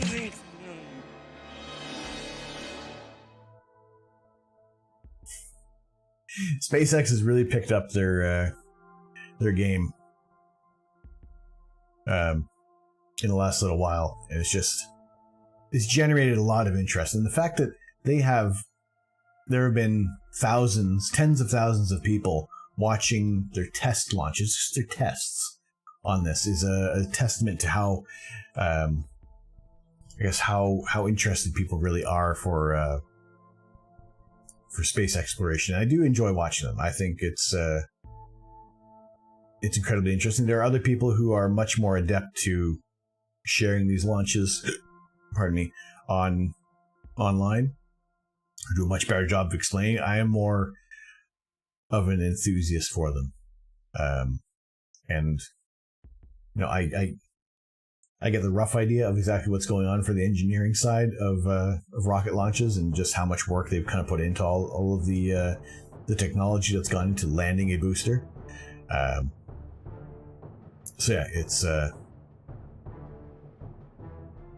whole idea of astronomy and space exploration kind of interweave for my interest there. You're so damn tired, didn't get to sleep. Didn't go to sleep until 7 in the morning. The Sol Seeker. Is the moon flat? Absolutely not. It is round. It is wonderful.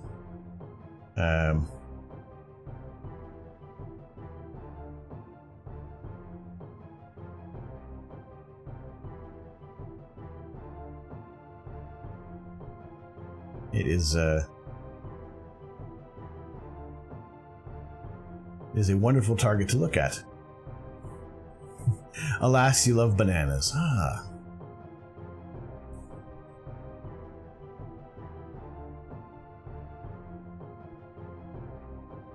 Excellent. Banana lover, pog chimps for thou. Soul Seeker, how you doing? How are you? No, BRB. All right. Not a problem.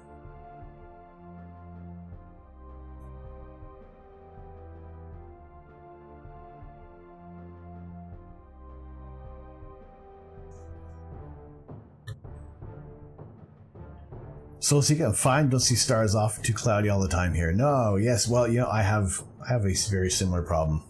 However, when the skies are clear, I am trying to get some more images of the night sky for you guys. This is an image from Astro one of our friends to the channel, and it's just a 30-second exposure piggybacked on the telescope there. But the images that we kind of come up with on here, you know, we have a telescope, an 8-inch telescope that is a meter in focal length, and this is just a small portion of the Andromeda Galaxy that we've imaged there. Are there photos of neutron stars or just radio signals?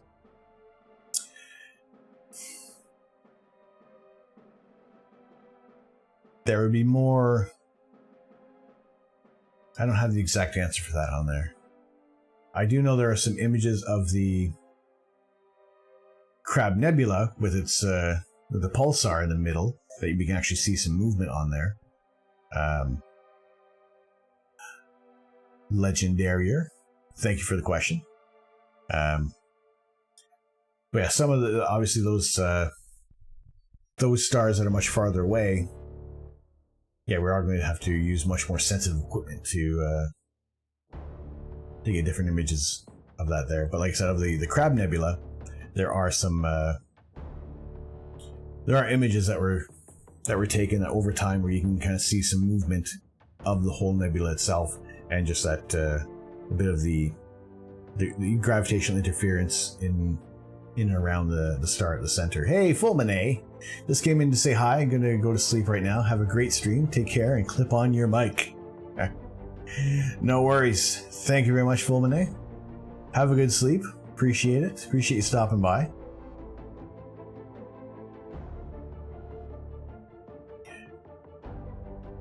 Graftark.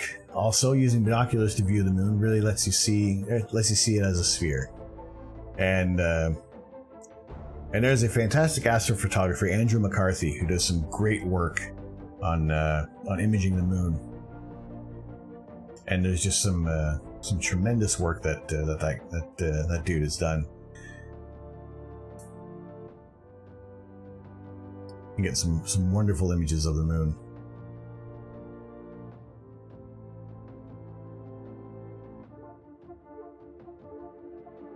You know, we've had some images of the moon on here as well. Hey, Graftark, sorry. Graftark, thank you very much for the follow. Welcome into the observatory. Thank you for joining in our community. Mixed Nuts. Benissima, how are you doing? Wait, you gotta get the full screen. You get the full...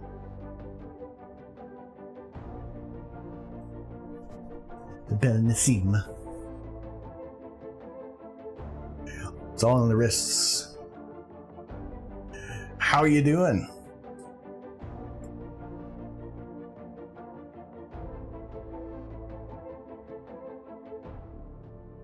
Good, just hanging laundry? No worries. Check out Bellanissima. If you like food, you like some games, if you like just a fun chat to be in, give her a follow.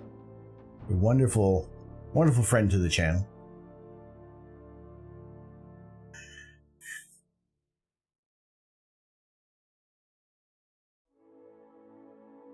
Using your grandfather's binoculars made in SSSR and are approximately 250 millimeters and have no field or curvature or any distortion at all. It just shows the quality they did in the past. I think so, that there's something to be said for older telescopes.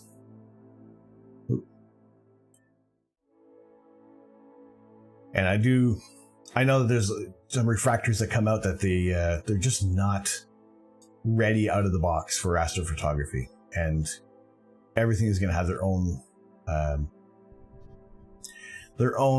kind of what's the word I'm looking for?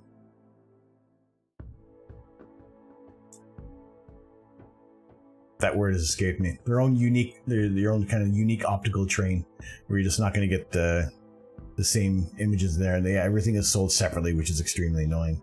But I guess if they're all sold together, your collections of reducers and flatteners would build up really, really quickly. Is Hubble the best telescope? It is our favorite telescope. There's no real best telescope, I would say, because just not one scope is going to be able to see every single wavelength of the electromagnetic spectrum. You know, with the cameras that we're shooting with, we're only seeing the visible spectrum. I don't have a telescope fancy enough to image in X-rays, and nor do I have one large enough to image in radio waves. So I think by far Hubble is our favorite scope right now. That it's still around, it's still doing its job, and once the Voldemort scope gets launched, which is supposed to be on Halloween, then we're gonna get some really interesting science coming out of that with that space telescope. But for now, it's Hubble. Can't wait for the skies to clear so you can show us the live views. Me too. Tomorrow night is looking to be fairly clear. So if that holds up, then we'll be doing some live imaging tonight. However, you can see that tree just absolutely getting thrashed out there. So it is definitely not the night to be doing that.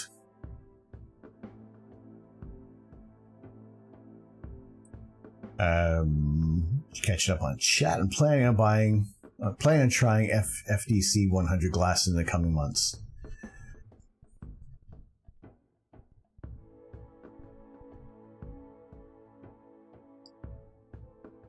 Not the abbreviation. Be interested to see any. I also want to try out different scopes as well. I mean, I have 3 scopes that I've used, essentially. Maybe 4 if you want to count my guide scope.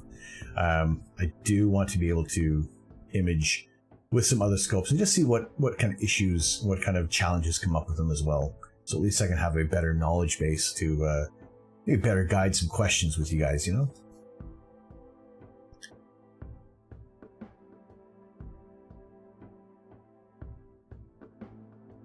Caffeine votes for Hubble telescope.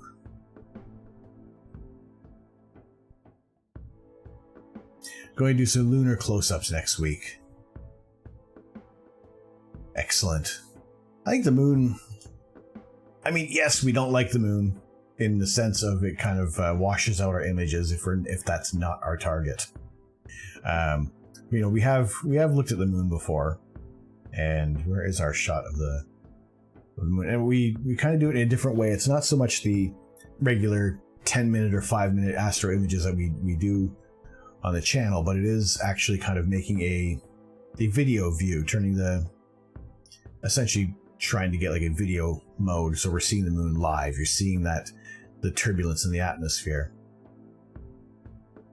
And where is our shot of the moon?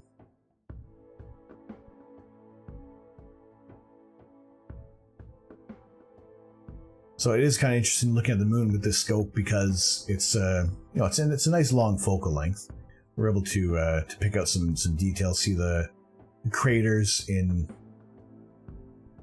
much greater detail.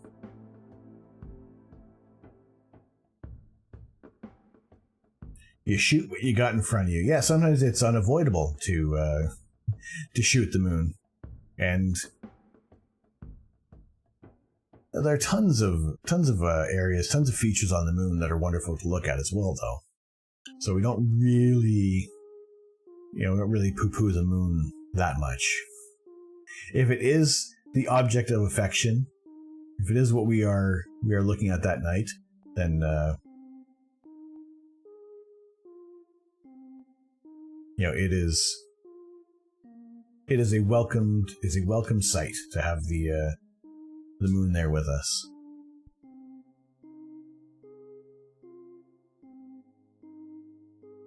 And for some reason, our images of the moon don't want to play nice and show up.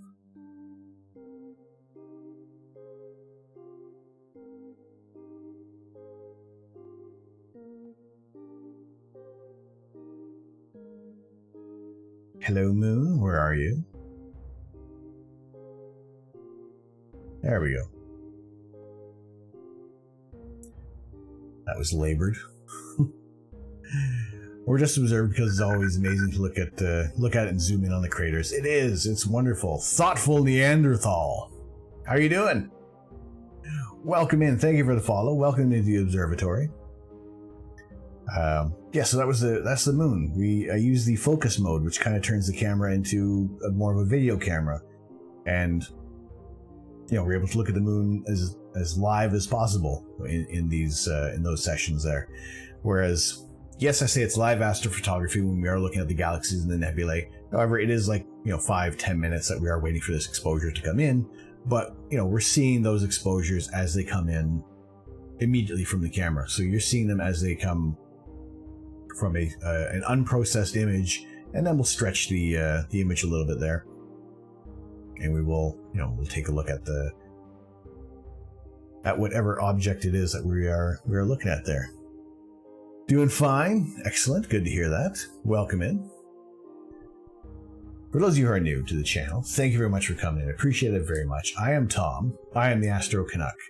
And in the east of England, where I live, we are currently under clouds and rain. Stereotypical.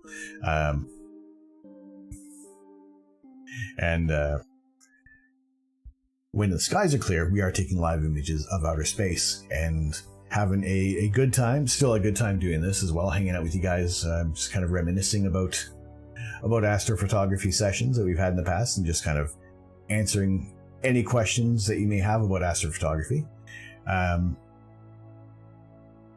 Yeah, until then, when tomorrow night is looking like some clear skies, so hopefully it'll be a little later start, probably even about maybe close to maybe this time tomorrow, or even a little later, depending on how clear the skies are going to be, just how cooperative the weather is going to be with us. The moon is a wonderful target. I love shooting it there. As much grief as I say it gives me, it's always wonderful to look at there. Are you British though? Yes, I am actually. I am a dual citizen. I am Canadian and British. I've been living in the UK for the past 10 years. It's a questionable area to have this hobby of astrophotography. A lot of people who do it in this area they can attest to that. But when the skies are clear, they are really, really nice, and we get some really beautiful images of galaxies and planetary nebulae and star-forming regions, and just see some interesting images that you guys just normally wouldn't be able to see with the naked eye, and possibly even just due to light pollution wherever you might be in the world. I'm in an area that's kind of in the middle of the scale, so it's not too bad, but I still need a decent light pollution reduction filter to be able to get some really interesting images of the night sky. Or an early lunar start, it's a later start because that's when the clouds are going to clear up. So it's not ideal for starting any earlier, unfortunately. So it's not for want of a moon, but it's just an increase of clouds. I'm also a coffee drinker. Yes, right, the coffee's almost done. Depending on things, what would be 2 hours in here, I'm gonna need some more coffee in a minute.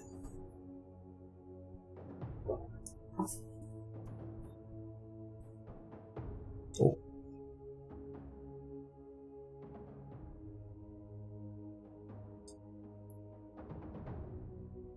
Hello. Hello, Internet. You back? Yes, you are. Also, there's little hiccups in the internet, and that is totally my fault. That is not you guys. That's what I'm also going to do is when I am going to go to have a coffee break very shortly, just to refill the coffee, and also I will run a 90-second ad, and this is only for the fact of if the internet does cut out and you guys have to refresh, you're not going to be stuck with commercials. I know it's weird, but it's also I don't like that the computer mucks up like that, and you guys have to, and some of you may have to refresh, and you may have to end up with watching another ad, and that takes you out of the whole thing. You know, I hate for you guys to be sitting around doing that. So when I go for a coffee, I will run a 90-second ad, and that is for the sole purpose of that there will be 30 minutes afterwards where you don't get an ad. So if the internet does muck up and you have to refresh, you're back in an instant, and everything kind of stays in the same place. So yeah, it's more for just the ease of those who are who are coming into the channel. And if you have to refresh because of problems on my end, and I apologize for that, at least you're not going to be stuck with with another ad kind of taking you out of the whole swing of things. I wish I could see the Northern Lights. I have seen the Northern Lights once, and I was in the northern territories of Canada for a trip, and they weren't very bright, but I could see them. There was a nice green tint kind of floating up in the sky. It was eerie because it was in such a remote area. It was very quiet, and maybe if the Northern Lights sang a little tune or hummed a song or something like that, it would be as creepy. But it was quite the sight to see. So hopefully that you get a chance to witness the Northern Lights in at a safe time to be able to catch that kind of show.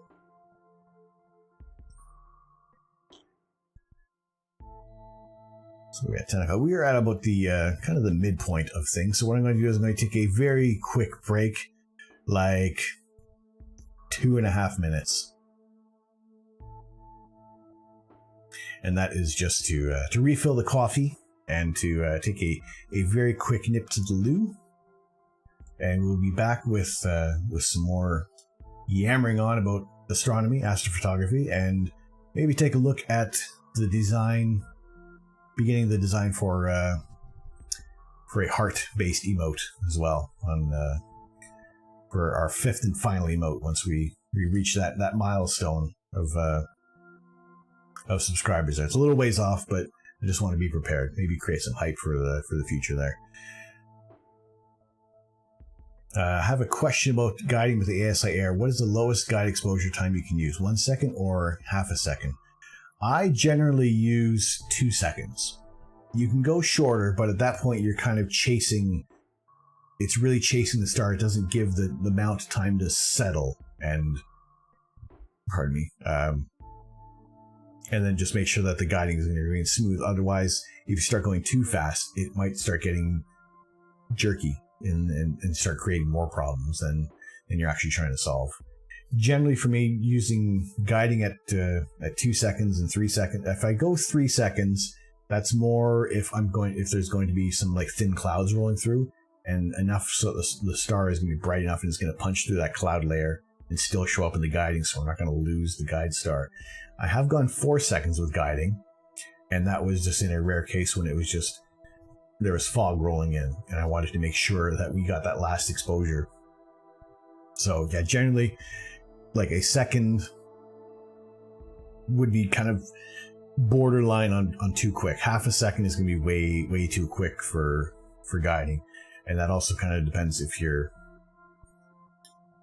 I mean, if we start talking about what you're seeing, that's going to affect guiding as well. But usually, about 2 seconds is a nice buffer for everything to calculate where it is, where it's been, where it's going, what it has to do to correct it. On the ASI Air, yeah, you can change the time. I will plug in the ASI Air, and we'll fire that up. But yeah, it's actually I can probably show you on here.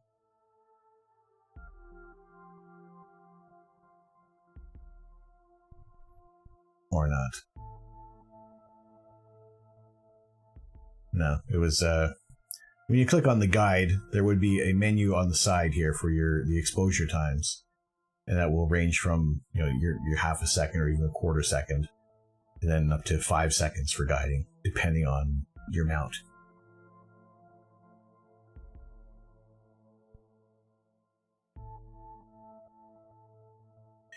So yes, I'm going to pop on the kettle. I'm going to make a coffee. Do you guys want a tea or coffee? Bring one back for you. All right, just hang tight, and I'll be right back in like 2.5 minutes. I'll also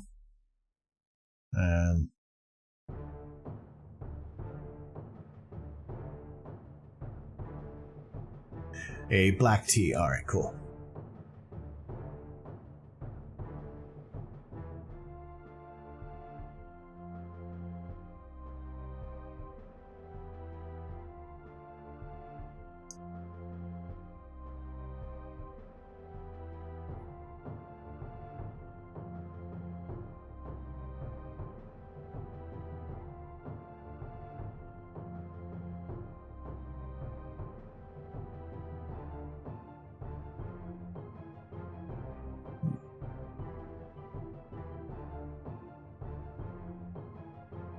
All right.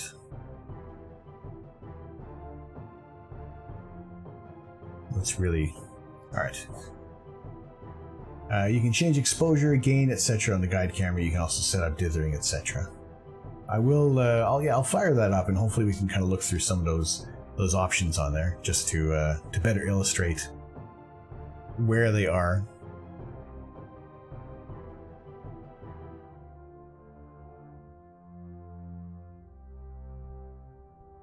I know it's unorthodox, but guide with a half-second guide exposures and get total RMS error to be 0.4 or 0.3.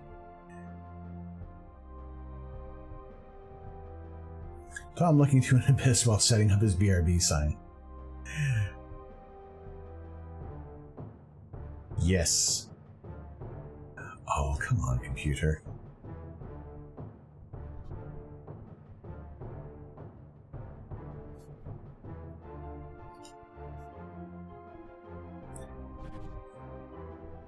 All right, BRB. I'm going to run the that 90-second ad, so we have 30 seconds commercial free, and there we go. That is back. All right. Yes. So I'm going to throw up the BRB sign. Mr. Richard, we get back to you on that question in just a minute. So let's move over here. My mic will shut off. I will run the ad. Those who are not subscribed will see the ad, but however, if anything crashes, we will be back in an instant. So BRB.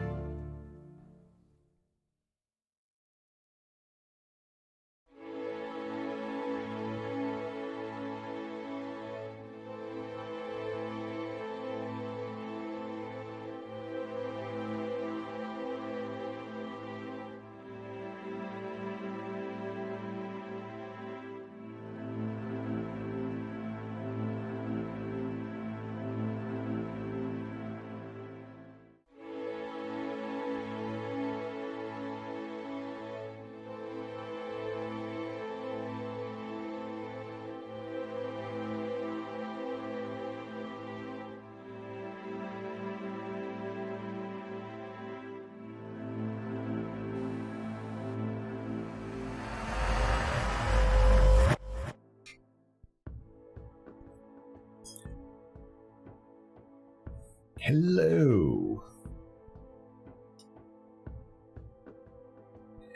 Hello, hello, hello. How you guys doing? All good. All good now. Got coffee.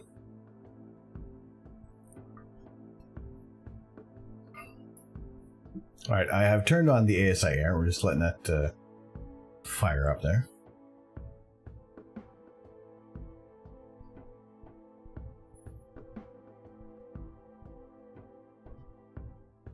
That's set up. Let that do its thing.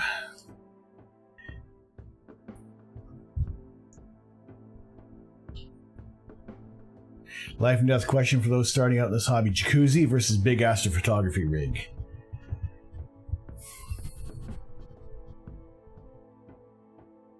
Both. Both is good. You know what my answer would be.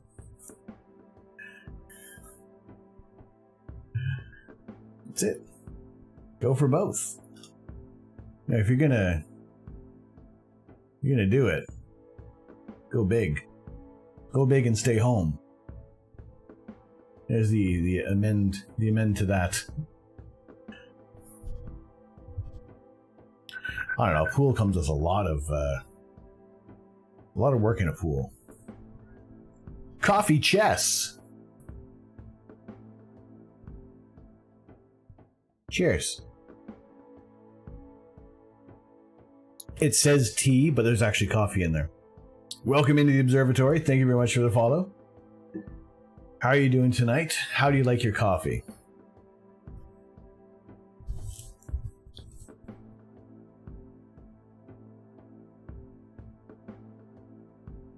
All right, and Kevlar, you did drop a YouTube link over there. All right, cool. Thank you very much for that. The wind is really swimming in that tree. That is,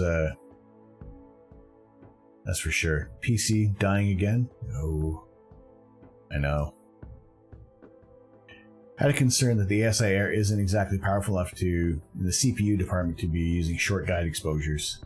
I haven't really done a lot of short guiding exposures, but for the most part, it does do exactly what it's meant to do there.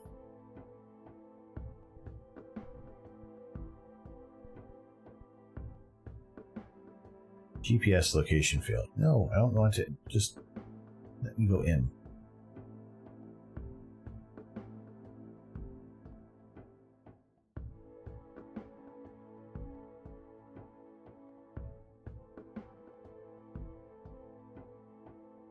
This is probably going to come back and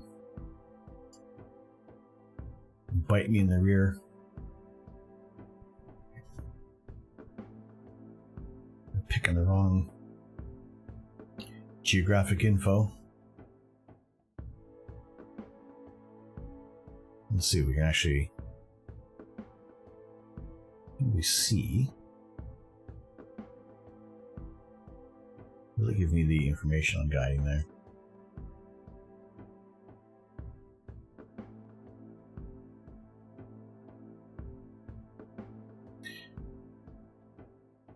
Yeah, so as far as the, I know if you look at the YouTube video, it's probably going to do a little bit of a better description of it than me. And also, I don't have the scope isn't turned on, so there isn't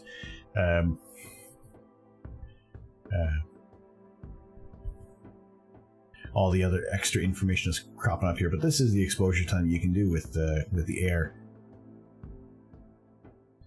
So down to 1/1000th of a second, up to 5 seconds that you can set the guiding to. But like I said before, for the most part, 2 has worked out really well. As an experiment on the next session, I'll definitely move towards try it out with 1 second and even half a second and see what kind of results we get with the image in there. If it is going to be something interesting, then great. Then I'm happy to try out something new. But yeah, that geolocation is probably going to kick me in the rear end. I have to make sure that all that information is right when I boot up tomorrow.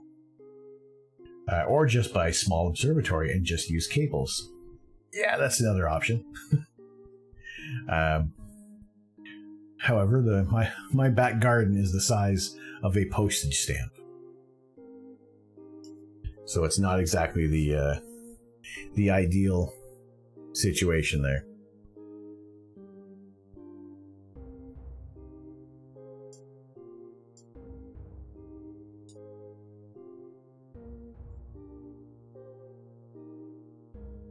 Man,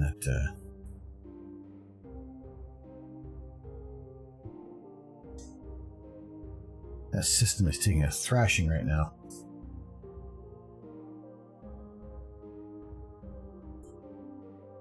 But yeah, I mean, that is all the future plans is going to be having a permanent setup, a more a more trustworthy observatory than and just better for leaving the scope into the elements. It's not just a cover that's going to be on there. It will be an entire enclosure. It'll be a permanent mount. Everything will be much more. The cable management can be a permanent setup there as well. I mean, for this, there's been so many times the cabling has changed with the telescope that I do my best. I've done my best to reduce the amount of cabling that's done that is involved with everything here, and that did come in handy with the upgrade with the dew heater system. So we were able to kind of keep a lot of those wires contained, and it's just basically one power lead that's coming off to the mount, which is great, and less cabling at the bottom, that's plugged into the extension cable. Have you seen some comet will be brighter than Neowise and will pass in December of this year? I did see some talks about that, and that'll be great if it does live up to the hype, because we're really long overdue for a really good naked eye comet. I've said before that Hyakutake and Hale-Bopp were the last two that I recall seeing, that anybody really recalls seeing with the naked eye for several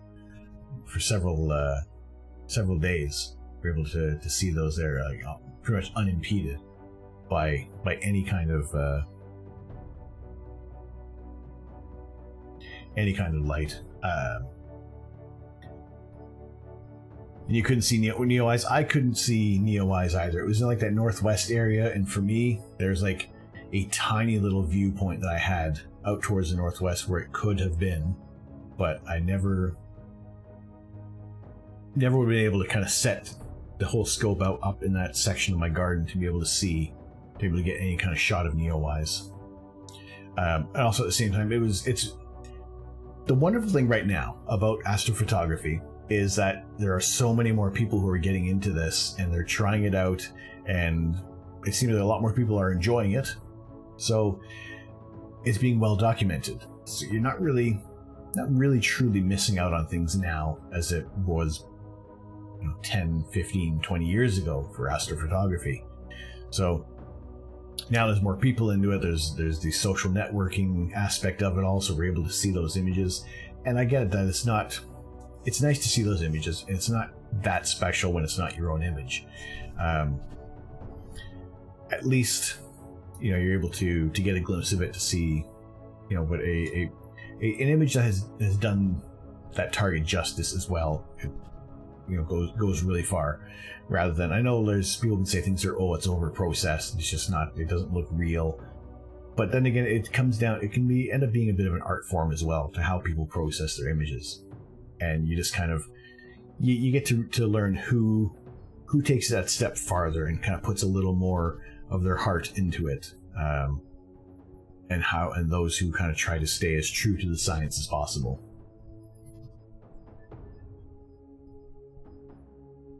You saw Neowise through binoculars and it looks stunning. Excellent. Today's APOD.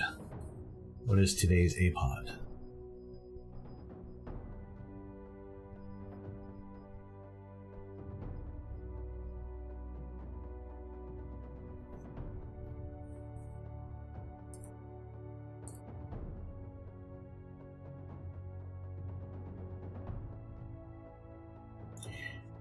All right, I want to know more about this.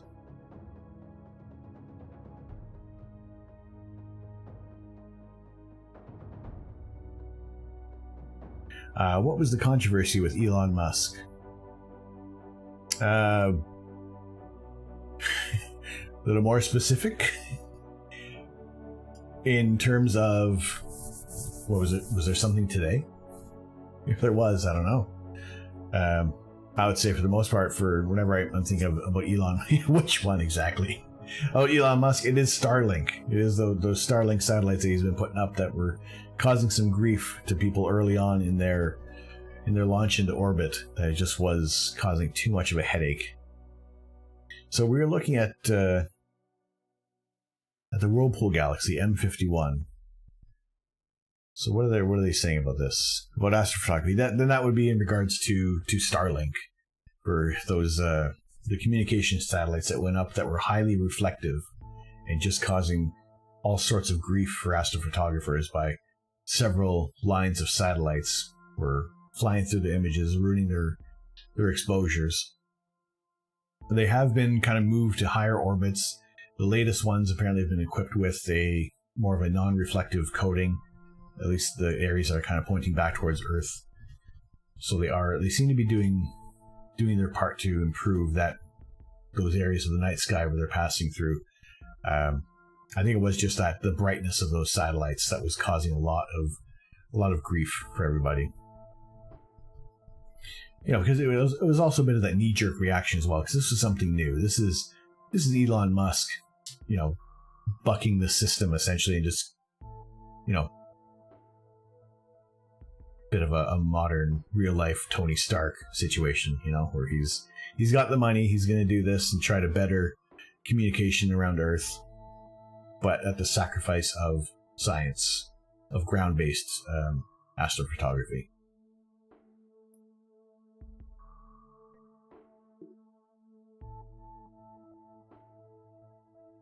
I mean, it was kind of cool in a way to see that train of satellites going across the sky. At the same time, it was annoying because there was this train of lights going across the sky. So yeah, it looks like they've kind of they've readjusted things, and the the satellites are not as intrusive with astro images. So this image of M51, the Whirlpool Galaxy, the explanation on this: magnetic fields always flow along spiraling arms. When observed with a radio telescope, the magnetic field appears to trace the arm's curvature. However, with NASA's Flying Stratospheric Observatory for Infrared Astronomy, or SOFIA, the magnetic field at the outer edge of M51's disk appears to weave across the arms instead. Magnetic fields are inferred by grains of dust aligning in one direction and acting like Polaroid glasses on infrared light. The featured image, the field orientations determined from this polarized light, are algorithmically connected, creating streamlines, possibly the gravitational tug of the companion galaxy at the top of the frame, on the dusty gas of reddish star-forming regions. Visible in the Hubble Space Telescope image enhances the turbulence, stirring the dust and lines to produce the unexpected field pattern of the outer arms.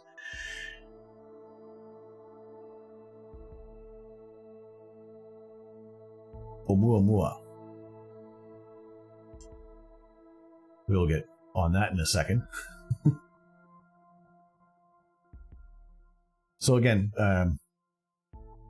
asking about what's the is Hubble telescope the best?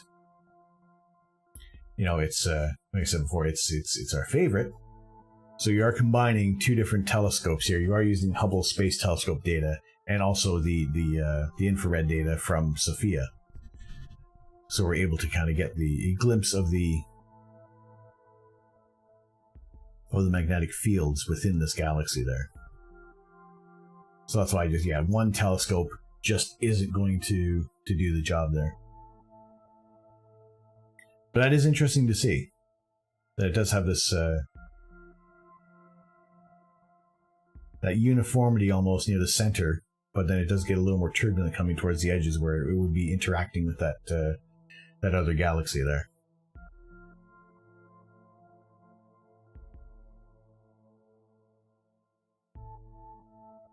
Yeah, I do like the APOD images are always good for looking at beautiful images of space and even space landscapes, but it's also a little bit more information on what's actually going on out there is always good to see.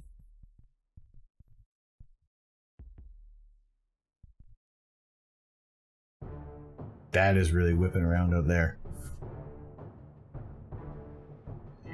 I've already trimmed that tree back a little bit on what it could reach as well, so I've reduced its surface area, so it shouldn't be catching that much. I want Hubble. I want to cry. Stupid geniuses at NASA won't let us use it. Well, that's where we're relying on companies like SpaceFab, who are working to have a more of a community telescope available for those who don't have the budget for Hubble. Hey, Third Rock. Y'all getting snow or are you not? I'm not getting snow. I'm far enough south that we have some daytime flurries, but it doesn't last.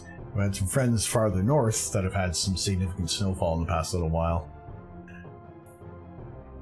But yeah, where I am, it's not too bad.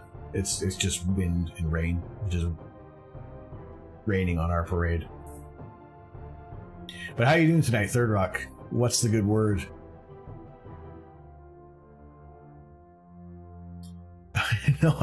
No, I want it for myself. My precious. Give me the Hubbles, stupid hobbitses. Hoarding those photons. Hey, Ma. How you doing?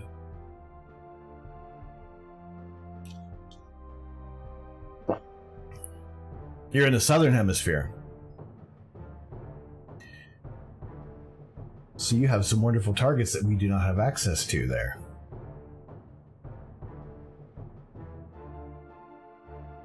How far? Actually, no, that's okay. Southern hemisphere is good enough.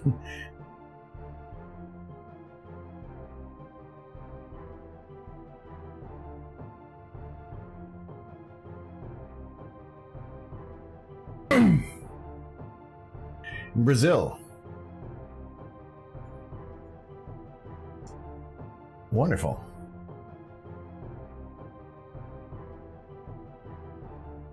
And you had said before you don't have, you got a lot of light pollution in your area?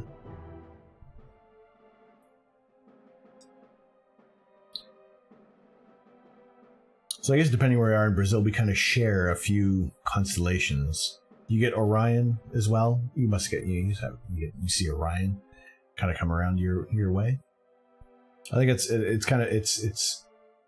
nice to know that there are some areas of the night sky that we do share. We kind of trade off with seasons. But yeah, then again, there are lots of targets down in the south that we, being this far north, we don't have access to. And it's just always interesting to see those images. And there are some people in Australia who do some streaming as well on the Clear Skies network. There's Andy, who does some imaging there. Oh God, you clipped it.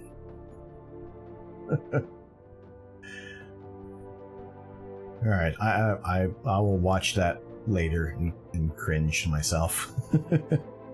Arid regions are good.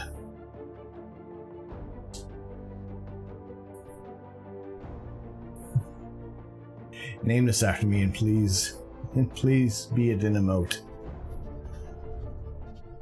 Holy sh! Kelvin Simulator, how you doing? Good to see you in here. Awesome. Okay, I guess I have to watch it and see what does that sound like.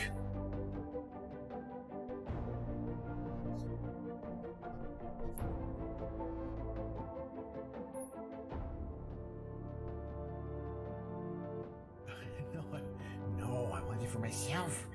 My precious. Give me the Hubbles, stupid hobbitses. Hoarding those photons.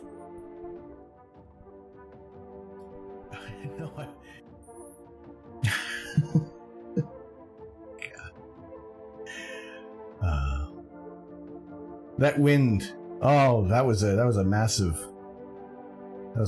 gust there. I'm gonna have to do some, I don't know. I'm gonna have to do some other kinds of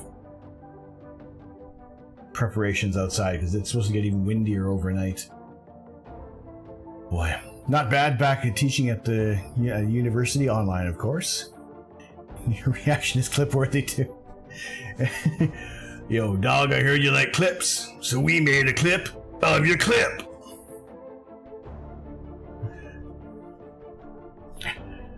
Oh boy. How is online learning going?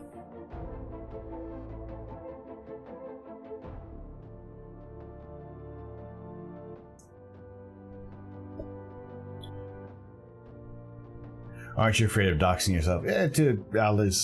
I'm vague in things. People are vague enough.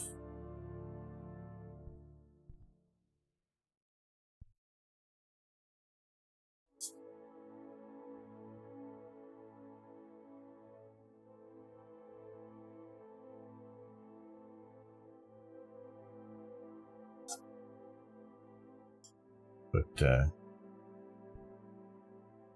eventually there'll be a change of venue, so we'll have new areas of the night sky eventually at some point. But I will keep you guys updated on that when the time comes. But for now, we have weather that is looking promising for tomorrow. Tomorrow's weather is holding steady. And it's actually improved to, it's holding steady. 11 o'clock is when the skies are expected to be clear enough tomorrow night. So that will be, like I said, a little later stream, probably even starting around this time tomorrow. We'll get things rolling. If not, it'll probably be, it's also, yes, there is Friday. It's still for me, it's still a work day. I still have my IRL job to look after. So it may not be an incredibly long stream. And if I can we'll do some live imaging, but then we'll pick a target tomorrow night to let it run, do like a whole imaging session on there. So we'll actually have a target to process on Saturday, perhaps, because the weather is looking crummy on Saturday now. But if we can have an image that we can process on Saturday, which would be great for our rainy day astronomy sessions. Yeah, that'll be it'll be a nice change of pace in a way that we're not kind of working on old data that we've actually imaged for we've picked a target to purpose. And depending on what the target is, then maybe I will, if it's a galaxy, then I'll swap out my filter for the broadband filter so we can get some more detailed images of the galaxy. If it's a nebula, then I won't change anything, and we'll just take that shot and see what we can kind of get at the end of the night. And if we can get a few hours on the target, then that'll be fantastic. Just trying new things, teaching some security hashing or hacking. I downloaded the video so it lasts for forever and ever. And ever. Forever. I can only think of one. Forever. From the Sandlot. It's only forever I can think of to meme right now. But yeah, the wind. Hashing. Teaching how to use. Okay. Not familiar with that. Warnock76, hello, what are you up to? Who's asking? We are talking astronomy. We are talking astrophotography. We are complaining about just how windy it is right now. And that it is ruining our chances of looking up at the night sky. That felt weird. I was looking right at you. You could feel it.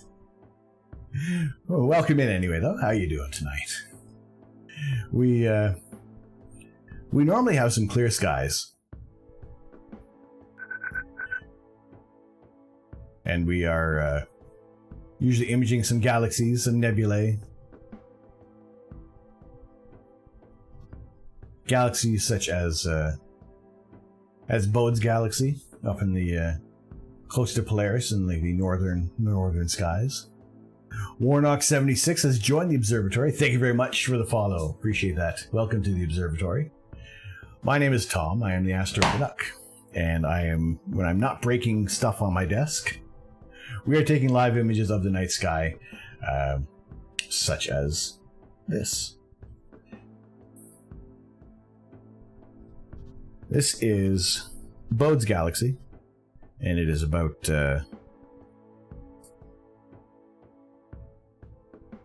or also known as Bode's Nebula, which is Messier 81, and is about 12 million light years away from Earth. Kelvin, you're raining all over here, and you're getting thunder. Oh boy. I mean, we also, in my area, we don't really get good thunderstorms. I visited Florida, and almost every afternoon, there were some fantastic thunderstorms. Amazing lightning, booming thunder, and it was fantastic. I love thunder. I used to hate thunderstorms as a kid, but now I don't. And kind of I miss the opportunity to see some good thunderstorms right now. I mean, I wouldn't mind some snow because I don't have to shovel. So that's one way to enjoy it there. How come the beard doesn't grow on the mount? Shelter only a mustache. I would imagine if I put a beard on there, it would blow away.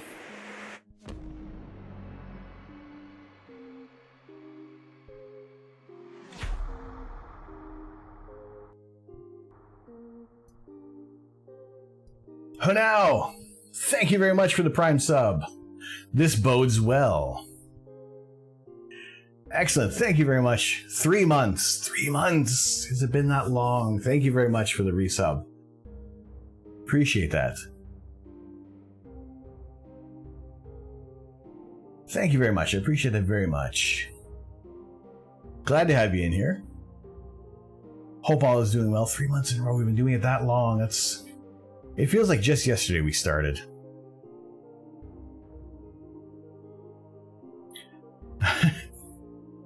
You like that one, eh? That was, been working on new things. There's other little bits on here that are new that we're only going to pop up at certain occasions there, so I know they're there.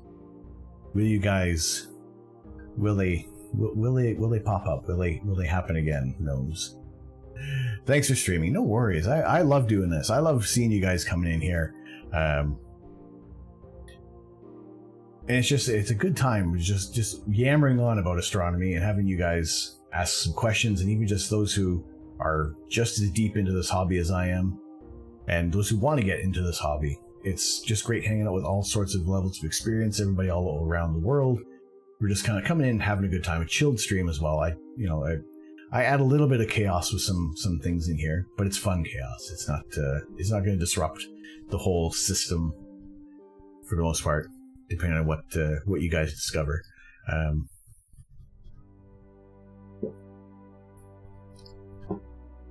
We'll see. I've said before, there are Easter eggs in here. I know Lux has been racking their brain trying to figure out what they are. One has been discovered tonight, although it's not an Easter egg, but it has been discovered. It was earlier on. There are some clues hidden around in some text somewhere.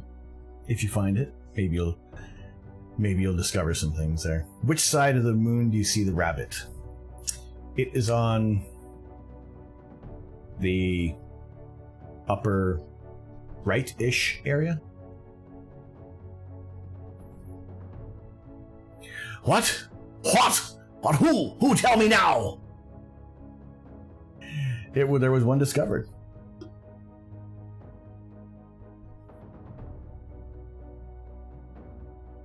But it was very fleeting. It was like just moments before you showed up, so it was there and gone.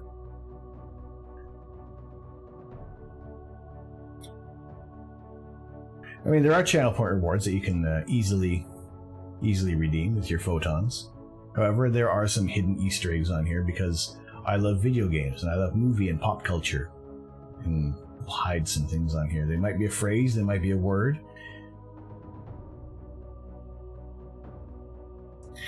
Now I need to watch the whole VOD once again for 3 hours. Yay!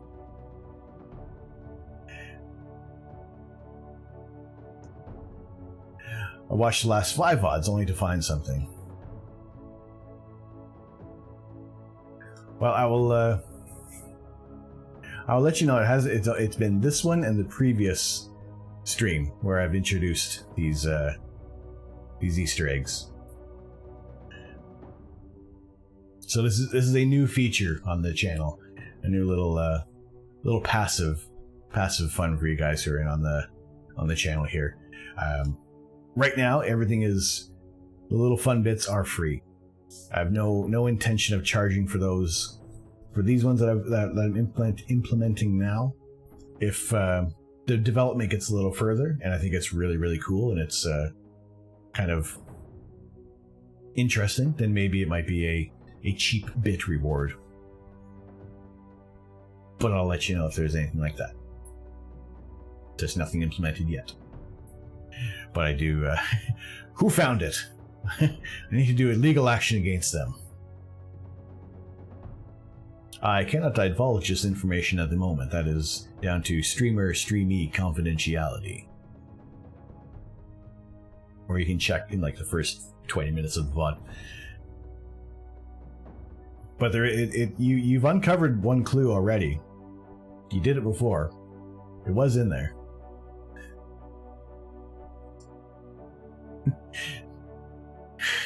Damn you, Putsy. It wasn't that one. It wasn't Putsy. It wasn't Putsy.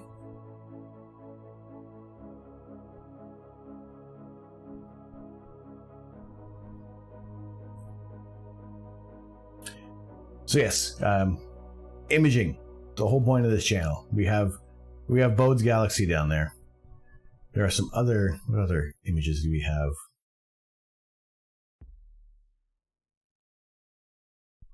Besides a...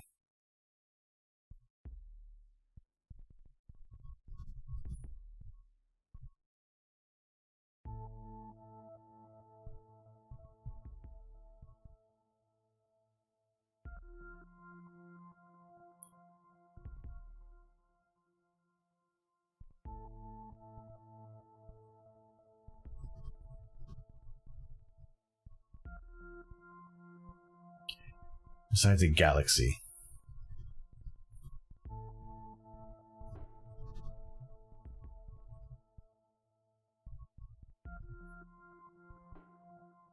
Alright, I gotta go. I always gotta come back to this one. This is the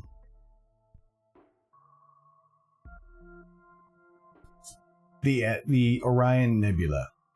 When this image first popped up on the screen from here, it did cause quite the reaction from me. It did elicit the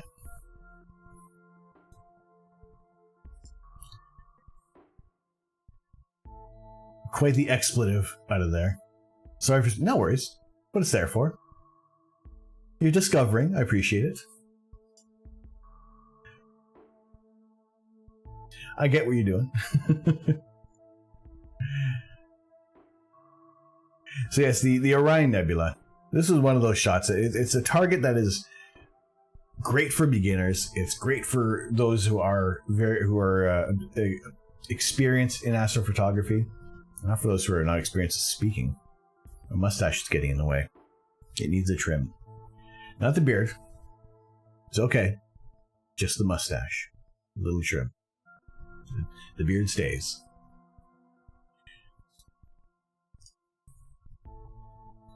But yes, the Orion Nebula. It was like the first target that I did a proper astrophotography processing on there.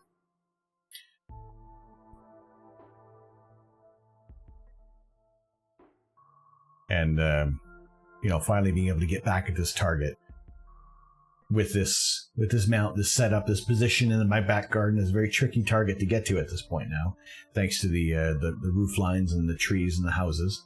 But we had a few minutes with this, and it didn't disappoint at all. I was very happy with all the areas that we were able to expose there.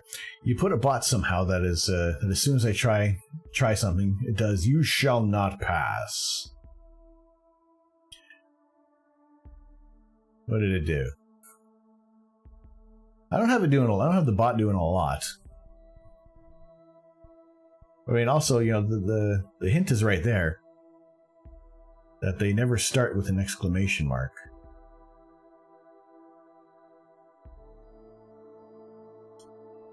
Because I think that's just that's a little too easy.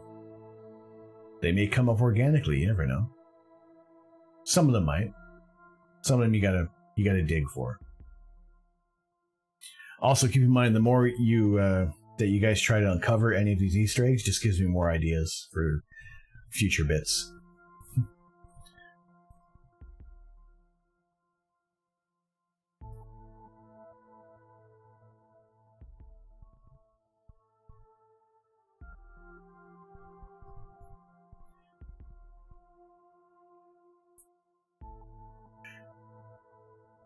The rest of the command is, no, why are you doing this? Because it's fun. I ain't no Indiana Jones. This is in the early stages. These Easter eggs are a really early stage. You can find out what, you know.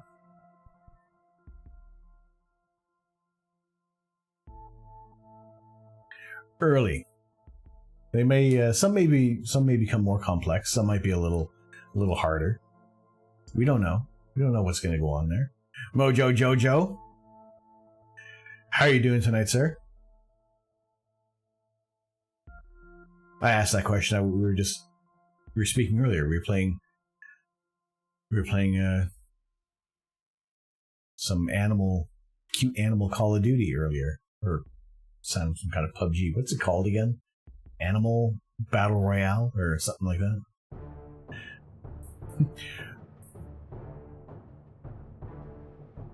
Then I shall throw myself into a black hole. Let us know what's on the other side. That'd be great. Send a signal out as quickly as you can.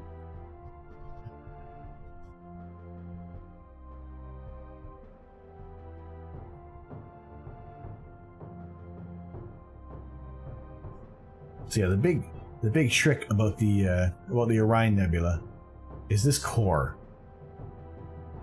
Is that trapezium cluster of stars that are in the middle of this stellar nursery that basically causes the camera to overexpose in that section there. So you do have to do a lot of short exposures to bring that out there. But what I like about this image so far, this is our 3 minutes or 5 minute image? I think it was probably 3. We didn't have a lot of time as target, so. But just the details in the clouds here, I don't know how well you see it on your screen, but it's just more wispiness and more billowing of these this clouds of molecular dust that's coming to light with this camera. It's much more sensitive than my old DSLR. So something like this, I wouldn't be like these dust lanes, these wispy details, and extending out farther and farther away from the star forming region. In a single shot with my DSLR, wouldn't be able to get a shot like this. You know, so it's the ability of this camera to cool to sub-zero temperatures to cut out a lot of that noise that's going to come out in an Astro image, but then also to retain a lot of this detail. I will let you know what's on the other side as soon as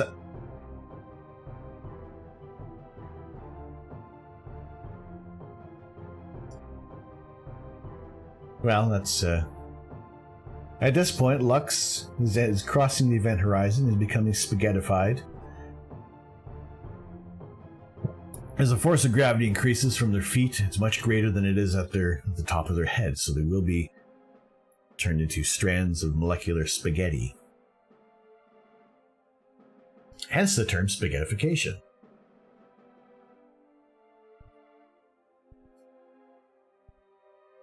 And as my subtrain has ended, my little sprite did cross the event horizon as well. So my sprite and Lux will be hanging out in the black hole, and they'll share some stories of time gone by. Is the Easter egg on the other side? We don't know. You mean it's not like an Interstellar?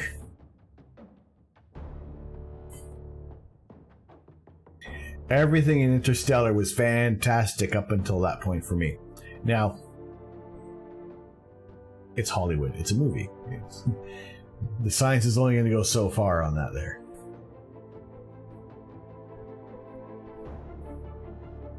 But I do miss Interstellar being on Amazon Prime right now. I like that. I like just to have it on, just as a background movie.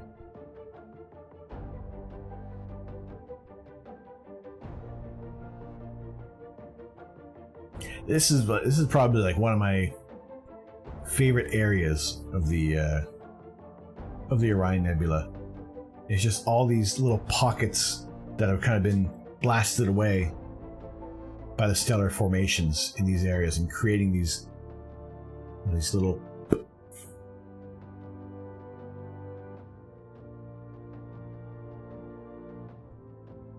Lux is really gone. It seems to be.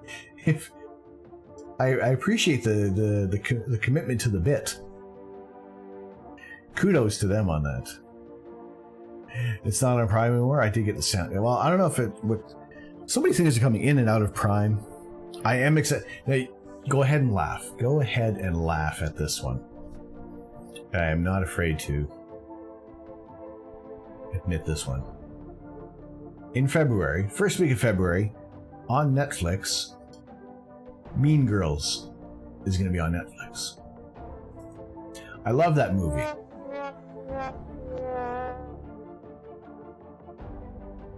See, there's no Easter egg. That's not an Easter egg.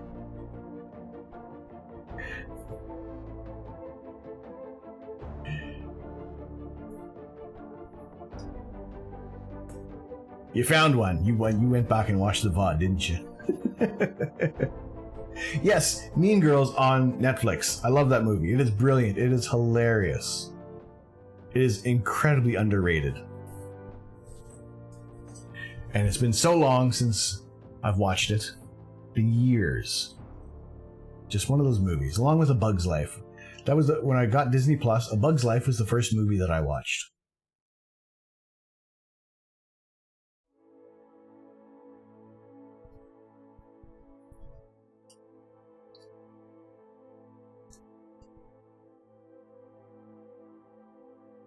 Oh, we're back into it.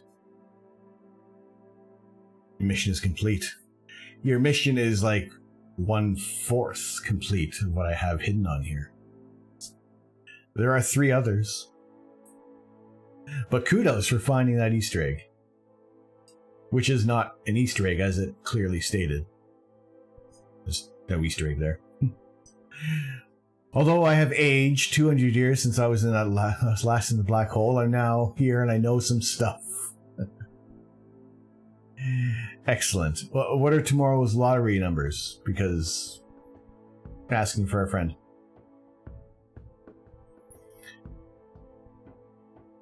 Bug's Life is so silly. It is, but it's fun.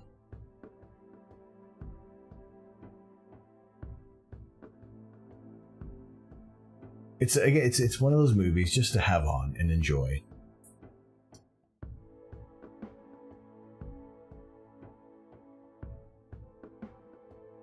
Nope.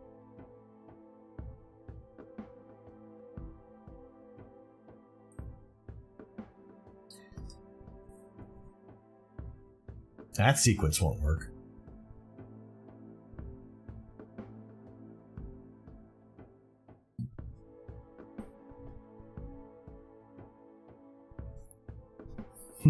Meant in a good way. It is enjoyable.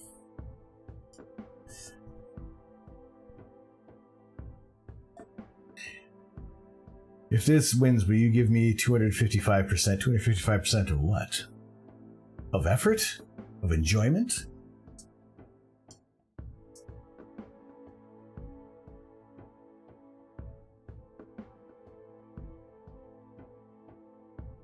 Just some random words? If Flux just throw out some random words that it's not... They're not random. I'm not putting, gibberish into here for these Easter eggs.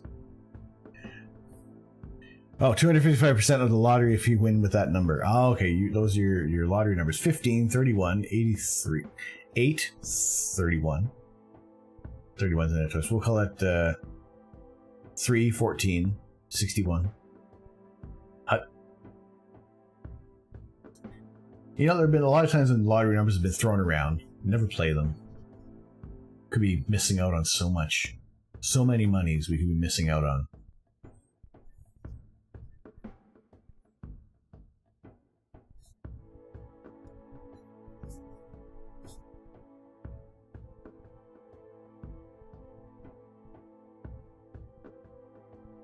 Ooh. Thoughtful Neanderthal. I do like that idea. It's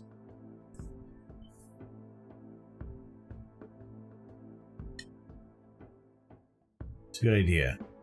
Maybe we'll do something else for pie a little later. I like that.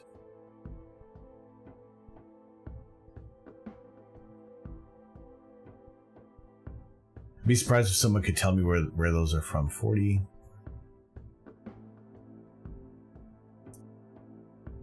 I tell you, it's not going to be me. And when you say what it is, I'll probably be like, I don't know. Let it percolate, see if somebody else discovers where those numbers are from.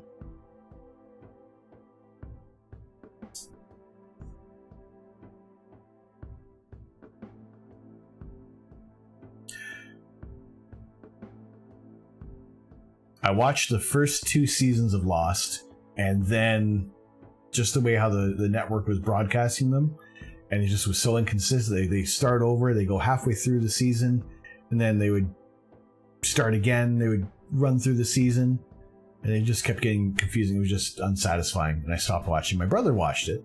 He watched it all the way through. He survived that series, but I was quite literally lost. And although I think it's on Amazon Prime. I could watch it if I wanted to. I know I heard the ending got pretty weird. It just seems to be that some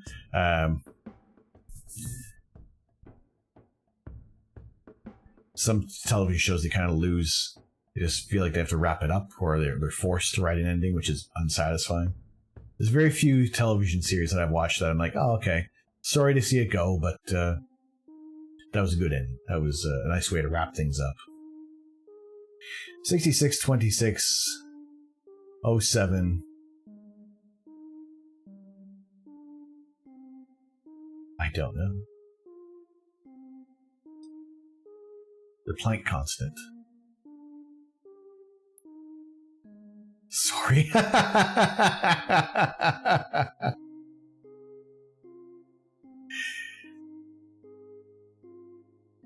All right, I do like that one.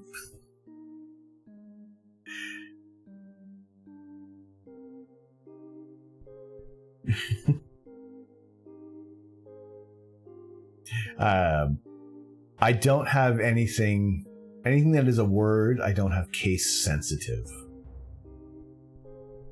So at least there's not. I'm not making it that ridiculous.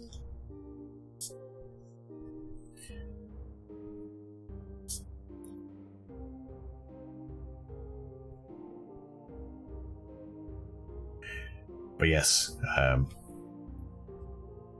won't say if you're hot or cold yet. And, as the days and weeks and months and years progress, we'll have some other interesting Easter eggs that are going to crop up there. I'll have also some new ideas for channel points. But yeah, it's interesting to see where your where your thoughts are leading as well. I do like that. It's not to say that some of these may not end up being suggestions in the future if they don't work. But I do like where your head's at.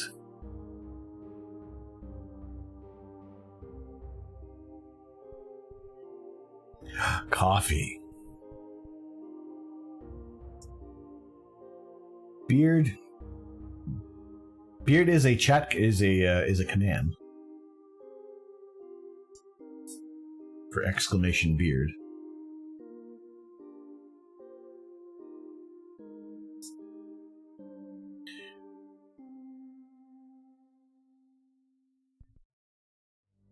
Queen Elizabeth.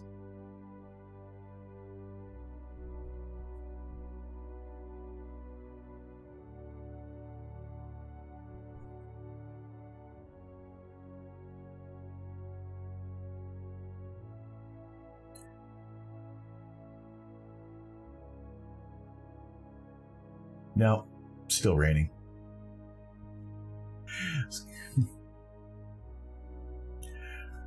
Warnock, gotta go. Have a good one. No worries. Thank you very much. Thank you very much for the follow. Thank you very much for coming in tonight. Hope to see you again soon.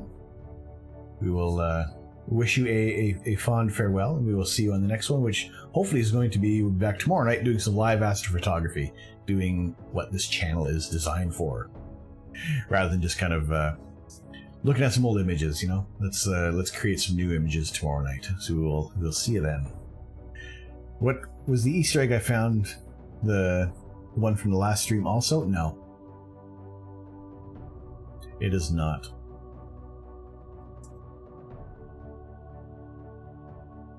Looking forward to excellent. Fantastic. Looking forward to seeing you again.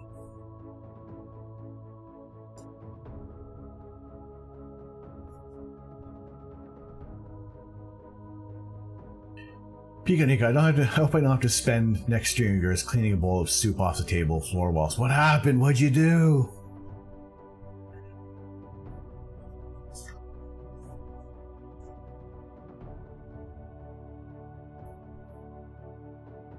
Just the bowl kind of get the soup get away from you. Was it too hot out of the stove? So 3 hour detailed VOD review.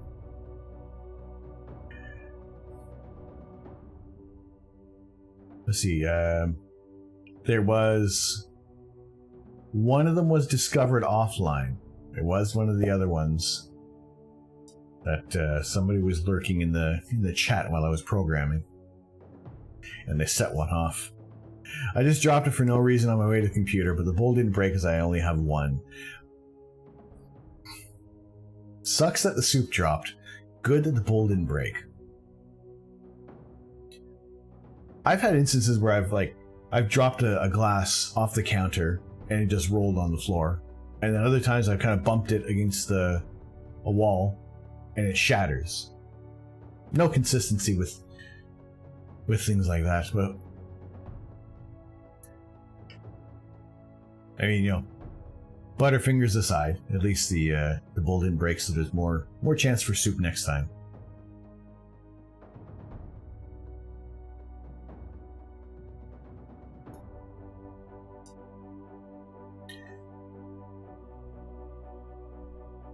I have glasses that explode out of nowhere.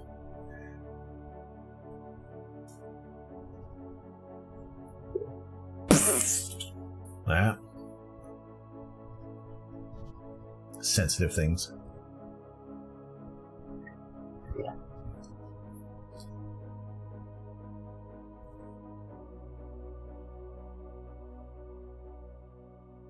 Let's see. TJF, Einstein, nope. Relativity, nope. Guys are giving me ideas, though. Appreciate that.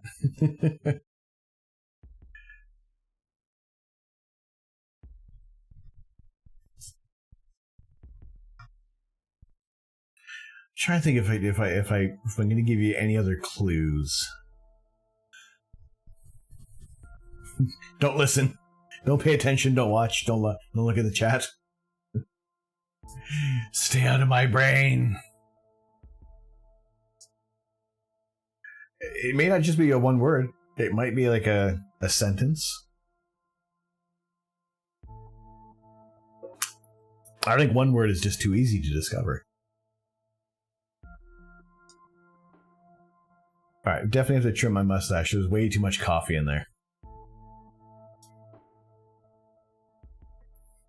There's way too much coffee left over. I'm gonna have to sort that out.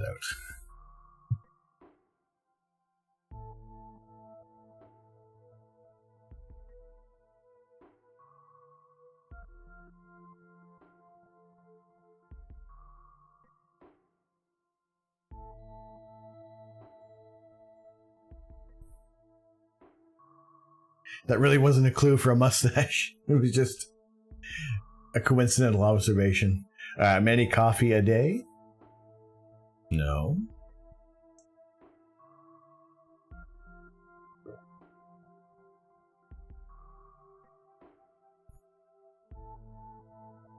Alright, seeing how we are...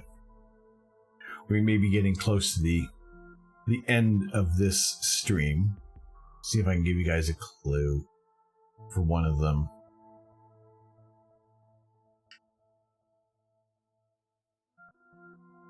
You're a coffee addict. I used to work across the street from a guy who sold coffee, and they roasted the beans on site. And it was just that one time a day when he would start doing we would be roasting the beans, and that scent would just kind of waft through the office. It was just like, it's coffee time. Fresh beans. It was wonderful. And then everything kind of closed down, and now we don't have that place anymore. So, but it was nice to sample different brews as well, and all sorts of flavors. Coffee and Milky Way. Ooh, interesting.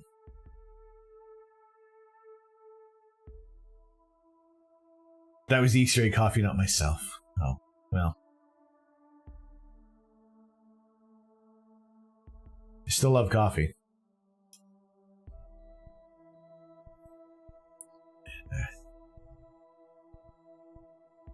I like that, though. Coffee and Milky Way. I wonder if there's a design for that.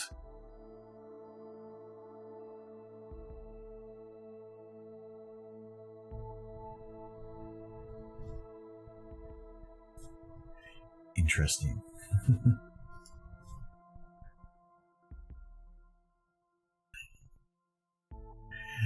I'm my own chat command. I'm my own Easter egg.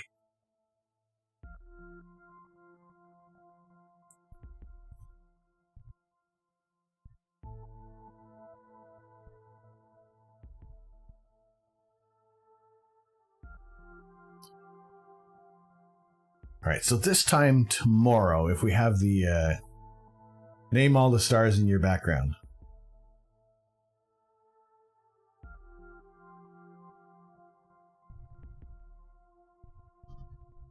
We don't have that kind of time.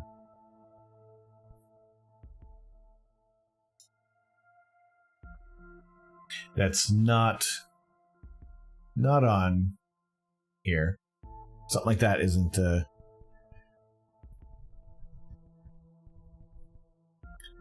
I don't know. I mean, you found one Easter egg that wasn't an Easter egg, but I think that was almost like that one was a bit of a given with it. It's in the chat command. We do know that it's that it doesn't start with an exclamation mark. So tomorrow night, if we start at about this time, we are looking out into the Milky Way, or sorry, out into interstellar space. So there's some planetary nebula that we can look at, and I don't know how well they're going to show on here. Sometimes Stellarium doesn't do a very good job at rendering out a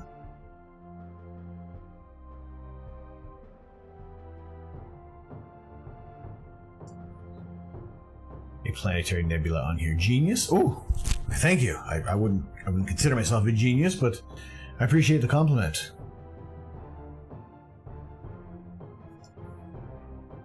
I say I'm just really enthusiastic.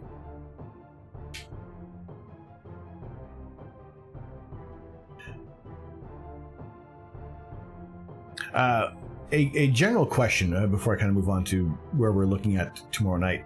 The background music, is it too loud? Is it muffled enough? Does it sound all right to you guys? I'm still playing with the audio levels on here. Just trying to get things sorted out there.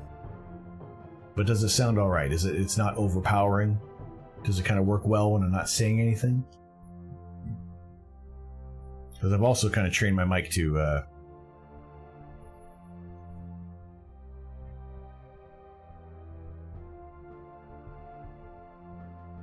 kind of turn off, essentially, at a certain level there. So we're not competing with the sound of any fan going on in here.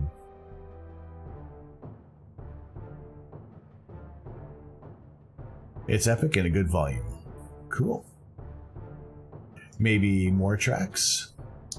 I'm still searching for more appropriate tracks that are also free and I'm able to use without having to pay in a bit of an ungodly license for. Make Putsy sing for you.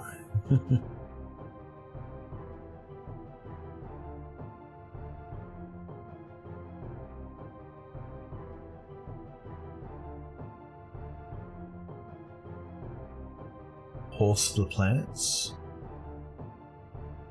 I don't follow. It's alright, in my honest opinion. Cool. As I say, still playing with the levels, trying to get it as good as possible. I don't have the exact capabilities of mixing the audio in and out and passing it through something because I don't have that kind of device. It's not that kind of setup at the moment. This is very much a MacGyvered or a Mickey Mouse kind of setup that I'm trying to work with here. So I read that as I'm a head out. Interesting. Interesting take on that one there.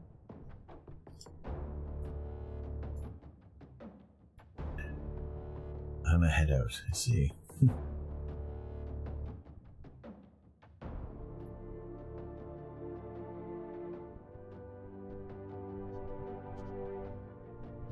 So we will have the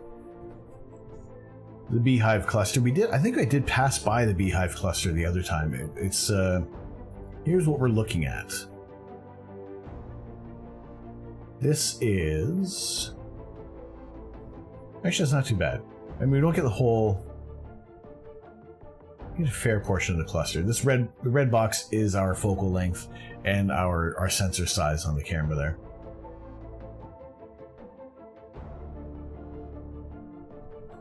I'm leaving. Good night. Any secrets can be revealed when I leave in 10 seconds.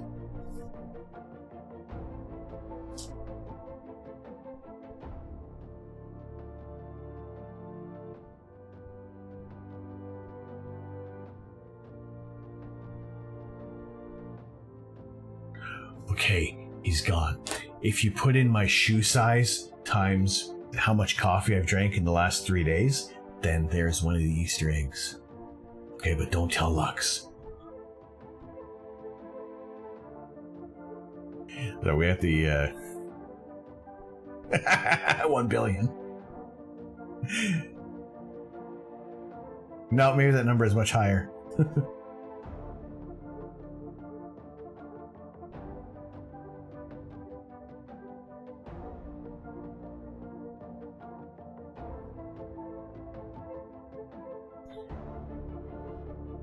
UK shoe measure? I don't know. I wear a size 13. US size.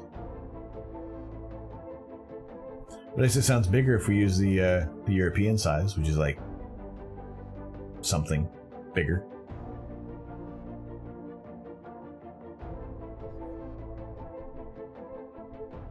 Holy potato! Are you seeing this down there? You seeing that tree whip around? What are okay? So we'll stop by the Beehive cluster tomorrow night, because that will be if we start having more targets that are stellar based, like more galaxies and more star clusters, then maybe I'll throw in the other filter so we can get some more the star colors will be a little more accurate as well.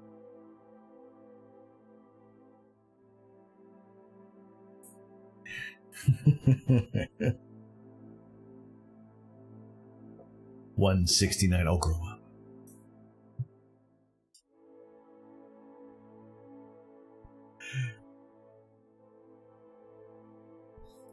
Now, did Lux actually go, or are they just I still see Lux in chat. They're waiting. It was a ruse. They haven't really left, waiting for these secrets to be revealed. How will they ever know that Chocolate Hammer is one of the commands?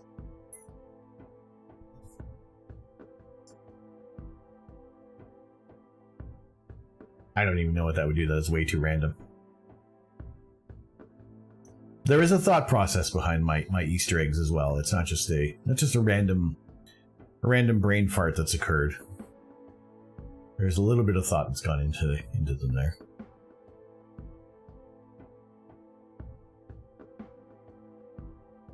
So yeah, the beehive cluster could be a target. And it's also anything that's kind of 36 degrees above the horizon, at least, kind of in the east. We can make it a stop at the star La Superba. That'd be there's a red giant, which just has a fantastic name, La Superba, which has actually quite the write-up on it there. So I think maybe we'll stop on that star just to have a chat about it. That should be available. We should be able to look at that there. I think it's probably going to be a broadband filter kind of night, because a lot of the nebulous targets are going to be going away behind into the southern area. So it'll be interesting to see what's going to crop up, what's going to be available there. So it does look that it's going to be galactic. So we can go back to some other targets that we've shot in the past in the narrowband filters that we'll be able to have a good look at in broadband, and even some narrowband targets, just to give you guys an idea of what it's going to look like. What would it look like in a narrowband versus broadband image?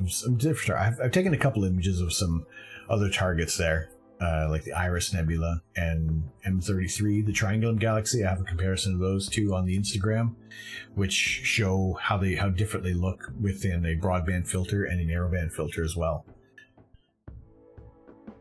So that's a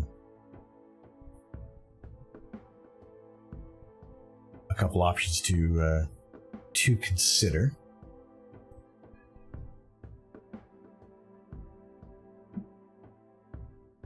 So yeah, it looks like generally there are going to be more galactic targets tomorrow night, which is cool because galaxies do kind of suffer with the narrowband target. It's great to see the nebulosity around in there, but at the same time, you just lose out on some of the detail, some of the structure of the galaxy. So it's a little more interesting to look at them in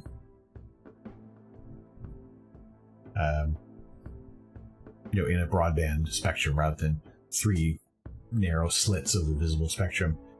What are you viewing in a large part of your screen, and what are you using for that? That is Stellarium, and it's just a planetarium type software that will allow you to kind of pick out your targets of what you're going to image. Let me fast forward time a little bit here. It will also kind of, you can import your backyard or whatever kind of setting you have as well to kind of give yourself an idea of what's around there. It's a free software that you can download. it'll pick out your geographical point on Earth. You can also look at certain areas in the galaxy from other planets as well. So that's another option that they have on here, but I kind of stick to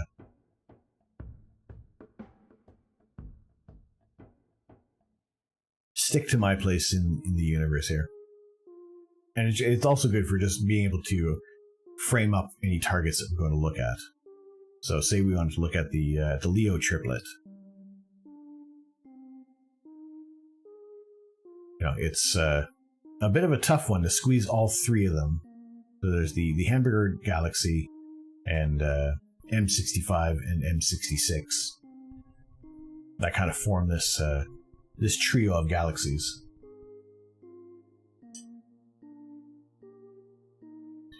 Zoom in heart-shaped. And the Heart Nebula, you mean?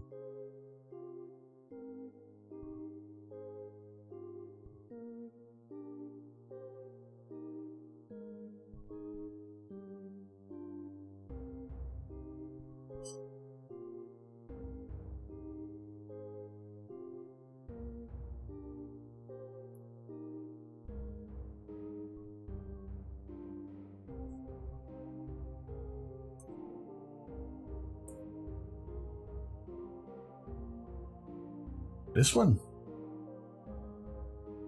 Is that what you mean there, Thoughtful? So this software, and although it's currently using what looks like your backyard, that's not coming from a piece of hardware that's out in your backyard.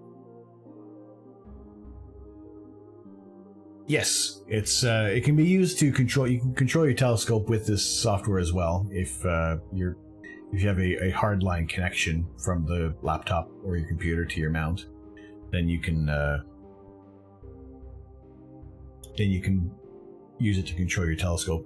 The 360 view I had of my scope before was just in the position of where the telescope was, so just to have a better idea of where I am. There's a little bit of math that still has to be done for the rotation is correct. Everything is sitting in the right position in my back garden. However, my elevation is a little off. I have to switch that up in the code to just kind of raise my elevation up a little bit there to make sure I'm getting the right view of the back garden, because there's targets that look like they're available and they're not. They're just they sit below the roof line there. So yes, the Heart Nebula, it's also the target, which is going to be the basis of our fifth and final emote once we reach that threshold for subscriber points. It's the way how the points work is it's weird, but anyway, it's one of those goals that will, we have 5 emote slots available on our channel. There we have 4 of them right now, but what we are lacking, as what a lot of people have, is the heart. So this is our version of the Heart Nebula, which was processed on stream a few weeks ago now. How many weeks ago was this? That was the 15th of November. So I say a few weeks ago, it was like 2 months ago that we processed this nebula. So this heart shape here, I'm gonna eliminate the Fishhead Nebula part, because at certain angles this has been flagged for inappropriate content on some people's Instagram pages. So I will use that whole heart shape there. We'll flip it over, we'll invert it, but that will be our fifth and final emote. It will be a heart-shaped emote, so to kind of join in with everybody else who has some wonderful heart-shaped things. We'll get that sorted out. I do like seeing everybody's collections of. Yes, it does. It does look like a penis.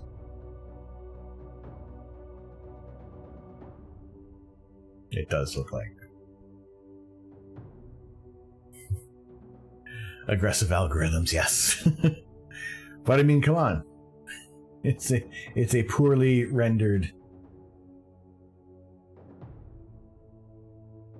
ain't it? So who knows if I even get dinged for terms of service by showing this area of nebulosity, this star forming region.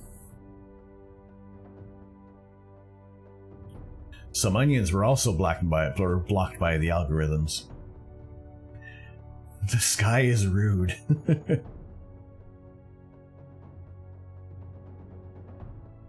That is true. I haven't seen that one yet. That's cute.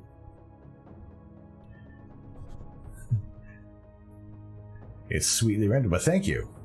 And that's I still have to actually sit down and do a proper version of it as well. You know, there's been a couple of different iterations of it in Photoshop, but it's not quite there. I mean, this was also processed in a span of maybe a couple hours. Usually I'm going to spend a few hours, if not a couple of days, working on an image to get it just right there. I'm happy with how this looks, don't get me wrong. I like it. I really do enjoy how this has turned out.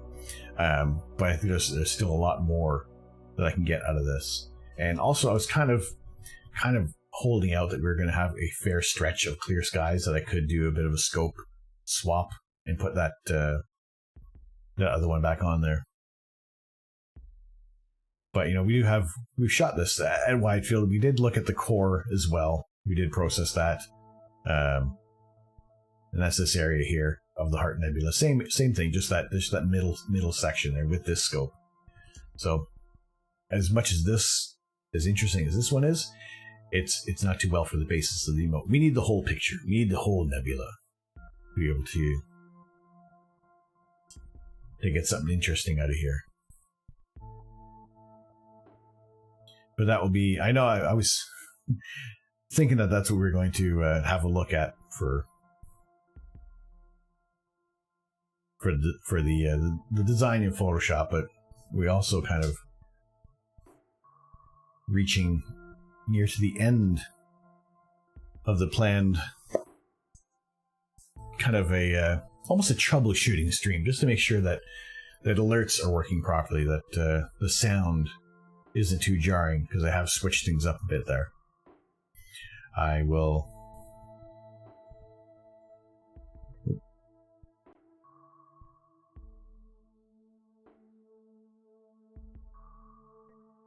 Let's go back here.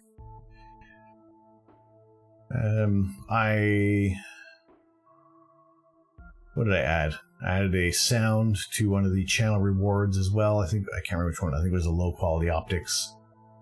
I edited the sound on that as well, just to make it less annoying.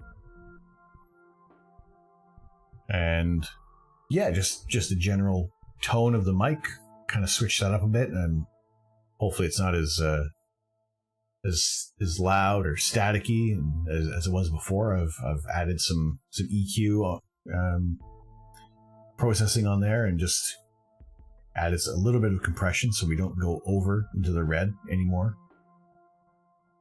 And we're actually able to cut out my fan in the background, so I can actually stay warm in here and not have this sound in the background whenever I kind of pause for a thought. So at least that seems to be working all right, and we haven't had any real complaints about the noise from you guys, so I appreciate that. Although if at the end of this one I say goodnight and you guys like, that audio was terrible, should have said something sooner.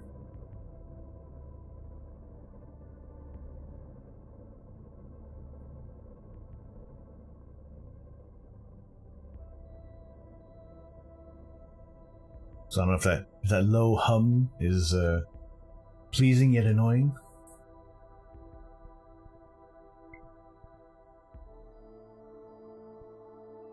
I just felt it needed a bit of a sound, rather than just looking at my face with some chromatic aberration.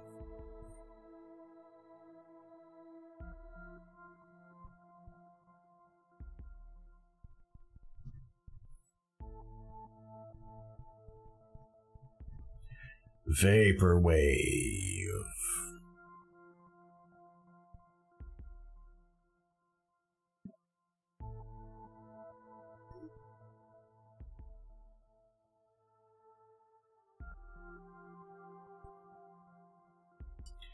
I also need a hotkey for the microphone to mute that, so I'm not fishing around for the mute button on here. That's like one of the smaller things that keeps getting pushed back. If I had a Trello board, adding a hotkey to mute my mic would be there forever.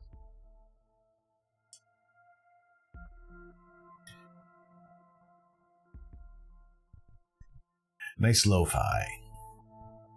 I like this. I need to find more music like this, more spacey kind of music. Yeah. I have some loops that are sitting in the background here that I haven't processed yet to kind of introduce into here, which is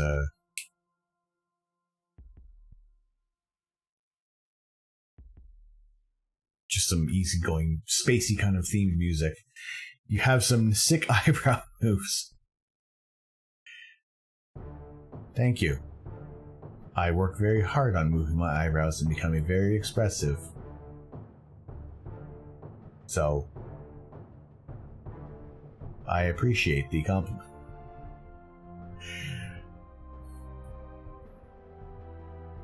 Hey, Lux, you're back. Don't tell the code. Nobody say a word.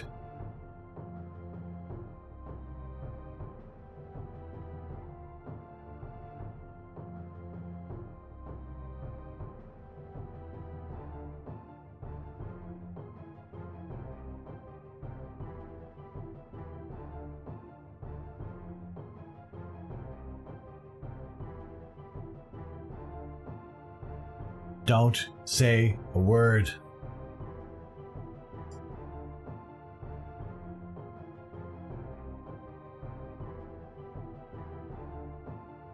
I have it on mute.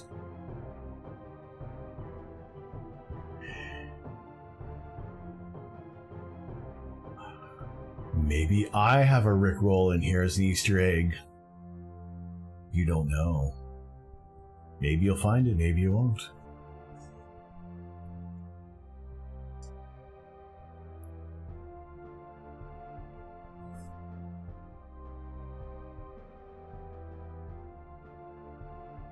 All right. On that thought of many ideas that you guys have started percolating in your searches for some of the Easter eggs that I have hidden on here, with very minimal clues that I've given you so far, is why? Pardon me. Why have it all come out on the first real night? So it's like I said, I enjoy video games. I enjoy pop culture references in movies. Important aspects of space. You never know what's kind of lurking back there. There's 4 right now. There may be double by the end of the month. You never know.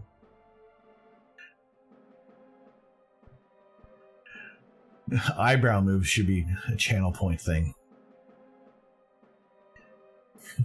So.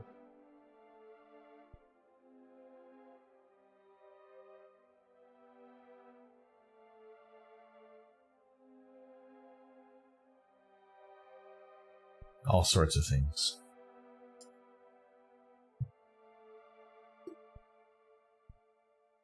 Maybe, never know. I'd be interested. Although it just kind of happens all the time, so I can't control them.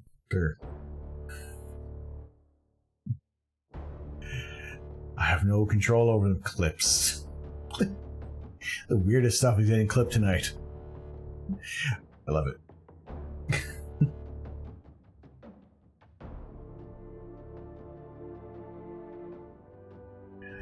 All right.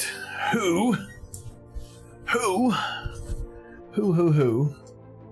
are we passing you, lovely lot, off to tonight? It is a work night for me. Tomorrow night is a better chance of it being a longer stream. especially if the weather is going to hold up. I might even chance kind of sleeping right after work, and then, you know, we'll kick things off at about 11 o'clock or so tomorrow night, Greenwich Mean Time.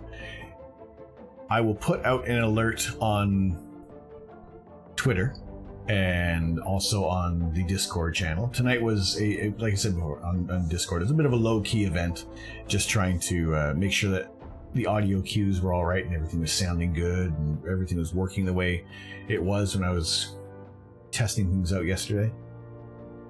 So yeah, we will hopefully return for some live astrophotography tomorrow night if the weather is going to hold up. If not, Friday evening early on, like almost about 6 o'clock, it's looking to be clear for a couple hours, so we can post it on that. Saturday will be our regular rainy day astronomy, and all things working out for tomorrow, we'll have a fresh image to process on Saturday. If not, I have quite a few in the reserves that we can look at, and then also by then there's going to be another 4 or 5 Easter eggs, and you guys are gonna have a heck of a time looking for them then as well. This is Astrolux. This is Astrolux Conscience speaking. From now on, because he went to sleep, any Easter egg ideas he has given you, I must advise you to share with him after, as they are implemented on the stream. This is Astro Canucks Conscience speaking to Astrolux. Okay.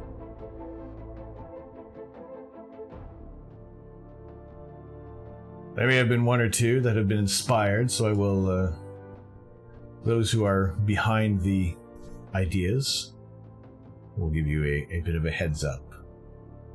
But for now, who do we have going on here tonight?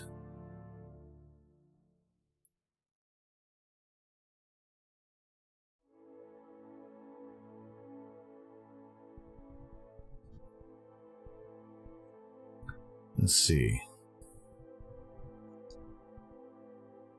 What are we in the mood for? Do we want some cute animals shooting each other?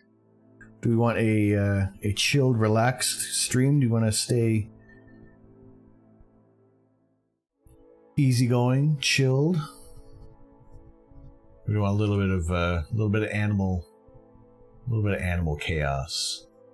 Adorable animals with guns.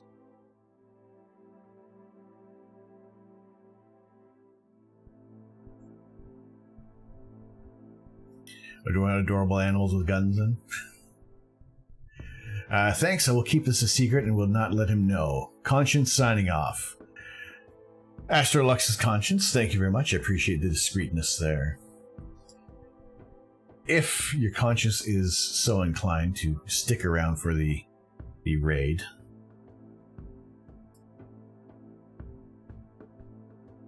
we are going to go over to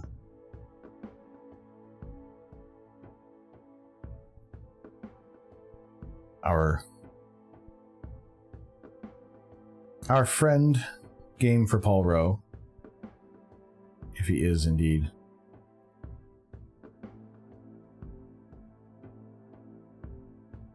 hanging around there. There doesn't seem to be a lot of movement. What's he doing? Is he away?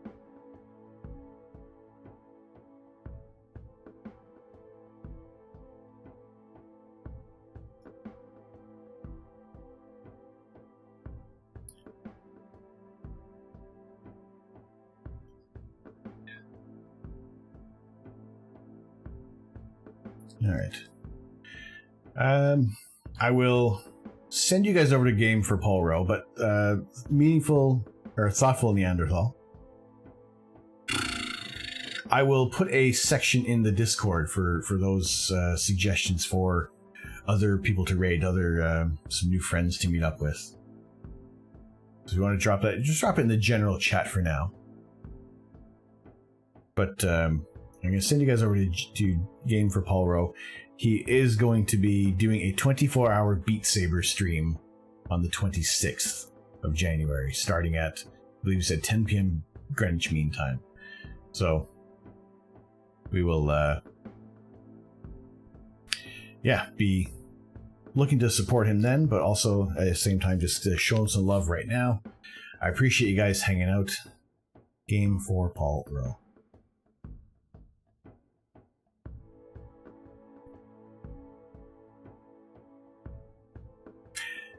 So, Raid 1 for the subscribers. Raid 2 for those who have not yet joined the observatory as an assistant. You can copy that one in, drop that into the messaging there. I appreciate you guys very much for sticking around. A little bit of troubleshooting, a little bit of discovery. You guys have been fantastic. I look forward to seeing you again tomorrow night, starting at about this time, Greenwich Mean Time. So we'll aim for then, and we'll keep you guys updated online. Thank you guys for all the support, for all the lurks, for all the follows, all the new friends that we've made on the channel, for the resubscriptions, sticking around for quite a while with us there. And it's been an awesome journey. I look forward to what the next 3 months are going to bring to the channel. So we'll pass you guys off to Game for Paul Rowe. He is playing an adorable Super Animals Royale game. I'll probably be joining in on it for a little bit as well. So have a very good night. I've been Tom. I am the Astro Canuck. I'm not here to change the world. I'm here to share the universe. Have a very good evening, and we will see you very soon. Take care.